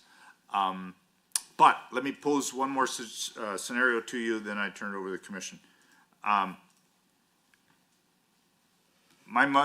dear sainted mother used to say, learn to walk before you run. What do you say about only doing half of a quad hybrid this go round and doing the full quad hybrid 8-10 years from now? Well, because it's radical change in Lethbridge. When you say radical change, like let's talk about radical change. In 2019, Little Bow, we lost Little Bow. We lost 3 rural ridings. I would say that most Albertans would say that's radical change. You lose 3 rural ridings to the cities, that's radical change. So, I mean, again, this is not about the idea that this is a radical change. Well, if it's so radical, how come it's working so well in Medicine Hat, Brooks Medicine Hat, Cypress Medicine Hat? It is happening. It's not that this is, when you say it's radical, I don't see that. I don't see it as radical. There are some people, I would say, in Lethbridge would say, no, we can't do that. Well, they would probably say that because they certainly want to be able to keep status quo. Maybe Lethbridge West, they want us to keep status quo. That's their prerogative. But to say that it's a radical approach, again, we're doing that in other jurisdictions. Okay, thank you, Mr. Hunter. I'll start with Mr. Clark. Any questions? Yeah, thank you. I think, part of the things we struggle with is the feedback we have gotten, and there's been feedback on both sides, but it's been 2 or 3 to 1 opposed. And the core point they make is, while areas are integrated, those who live in Lethbridge do so because they don't live outside of Lethbridge, and those who live outside of Lethbridge and Colhurst, Coaldale do so because they don't live in Lethbridge. They very specifically say, I've chosen to live where I live. I may shop or cross a boundary, it's not a brick wall, but you know what, this is our community and we want to be represented by somebody who's from our community, as I'm sure you do, and I know you do a good job in representing your constituents. I want to pick up on a point you made, and Minister Neudorf made a point earlier today of a similar vein. I find it interesting that there's a sense that the South is not, I think you said the forgotten South, I think is the word you used. But under any proposal, you're not going to have any more MLAs. So I'm just curious what would change. You still have the same number of MLAs advocating for the same people. I'm not sure I understand how that connects. Sure, I will restate what I said in my opening remarks. It currently, if you had a quad model in Lethbridge, right now, the way that it sits, Minister Neudorf, myself, and Minister Scow would be 3 of the 4 MLAs representing that riding. 3 of the 4 sitting in cabinet, at the cabinet table, helping to decide helping to be able to forward decisions that need to be made for that area. That's a 300% increase in terms of influence at the cabinet table. For those people who, again, don't see that as a value, I think that they're fooling themselves when they've never been on cabinet. So do you not advocate for Lethbridge today? I advocate for Tabor Warner. Tabor Warner is not Lethbridge. So as a representative of Tabor Warner, I represent Tabor Warner. Now, I used to be the Parliamentary Secretary for Agri-Food Development, and so in that role, I did actually represent and advocate for that whole corridor between Lethbridge and Medicine Hat, and I often did that. So again, Mr. Clark, I know that you were in caucus, I know that you were an MLA, but I know that you were not a cabinet minister. And so I will say there is a big difference. And that is something that is that it needs to be recognized, that when you have people who are on cabinet, they are at different tables and they have the ability to be able to influence in a different way. Okay, thank you. Okay, thank you. And I would call your 2-pronged approach economic and representative. I don't think it's necessarily political. I think what you're saying is representation. But anyways, Dr. Martin. Thank you, and thank you, Minister. I wanted to pick up on a theme that I explored with your colleague, Minister Neudorf, this morning, because in the conversation a few days ago with Mr. Cameron Mills, he suggested that there's a very large amount of commuter traffic, not merely into Lethbridge, but out of it, which struck me as really interesting, as speaks to the dynamic nature, particularly along Highway 3, perhaps, as you've alluded to. But it's my growing impression now from those conversations that Lethbridge will attract commuters from Fort McLeod, Pitcher Butte, Raymond, obviously the Lethbridge Airport area, as well as Coaldale and indeed Tabor. Is that a fair representation of the commuter traffic? Yes, they're very integrated, and that is very much what we're seeing, not just now, but it will be so much more of what happens in the future as well. Economic corridors is the way we need to look at things. The stringent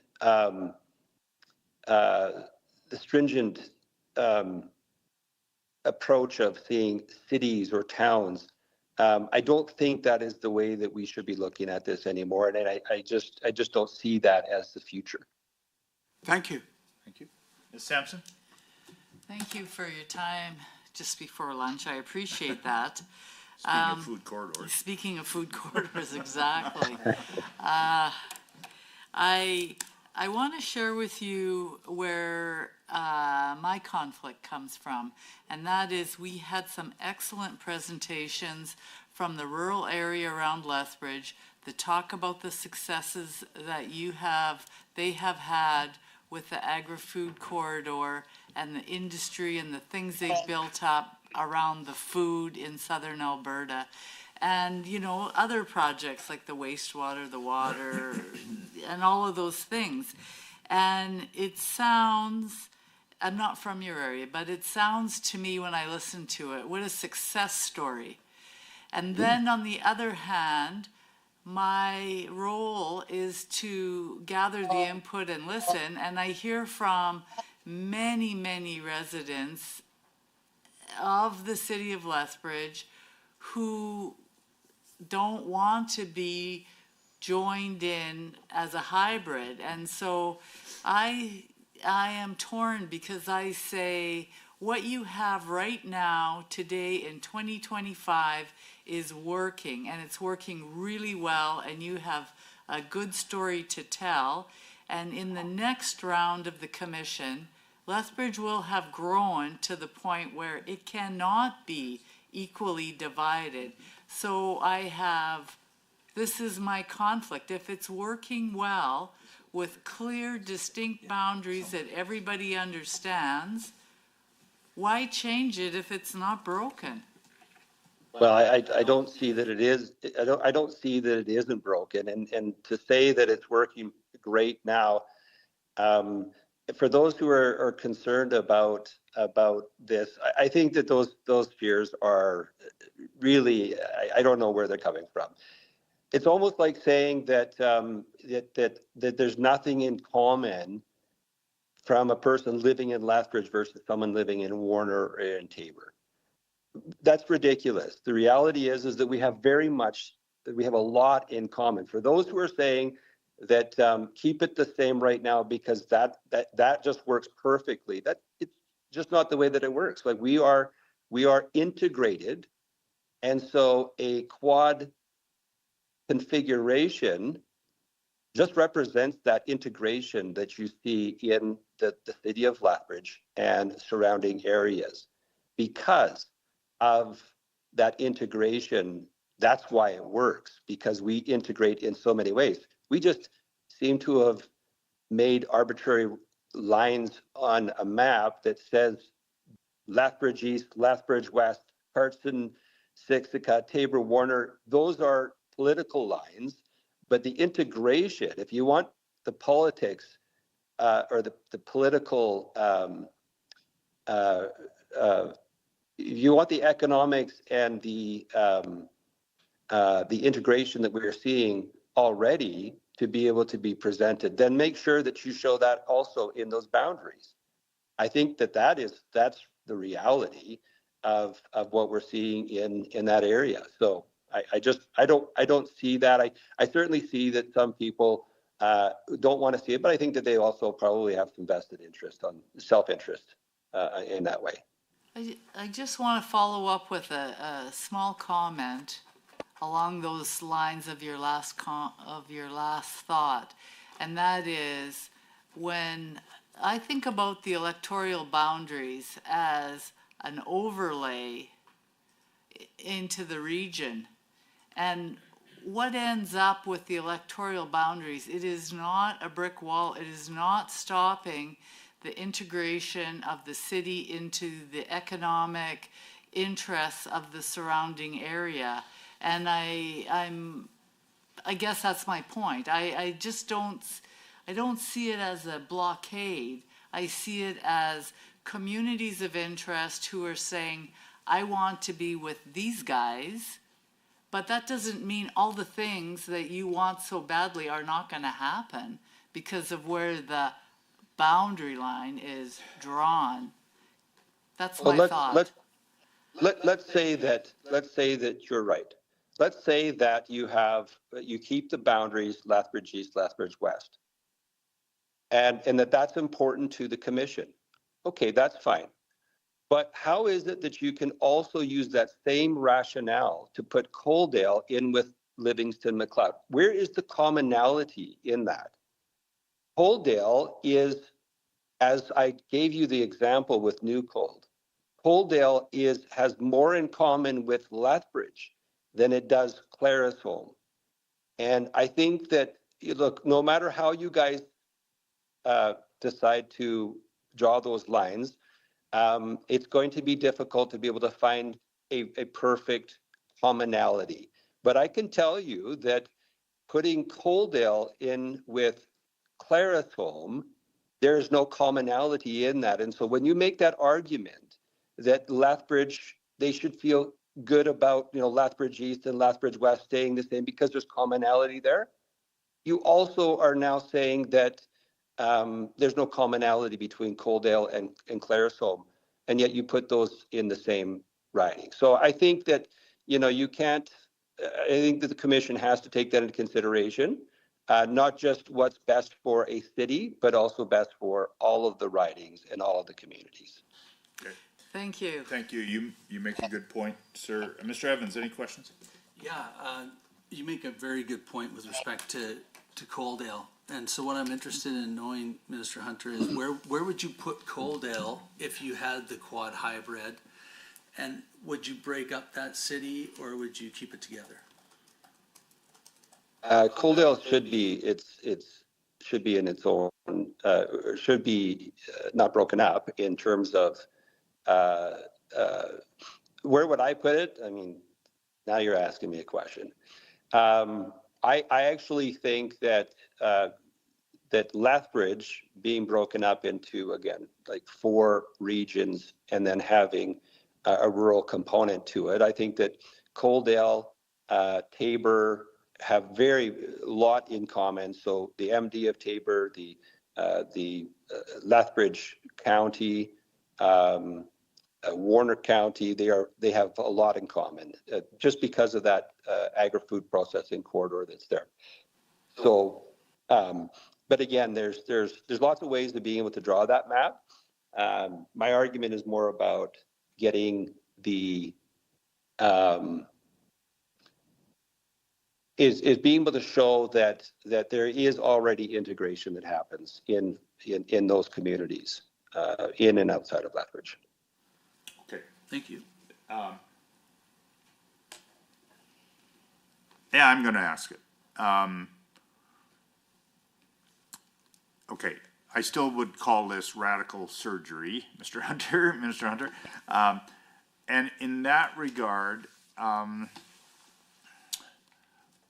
don't see any Chamber of Commerce, any City of Lethbridge, any Town of Coaldale submissions saying, you know what, we have really kind of come along and we think this quad hybrid idea is great. We don't have that, what I would call, intervening organization support or endorsement of this concept.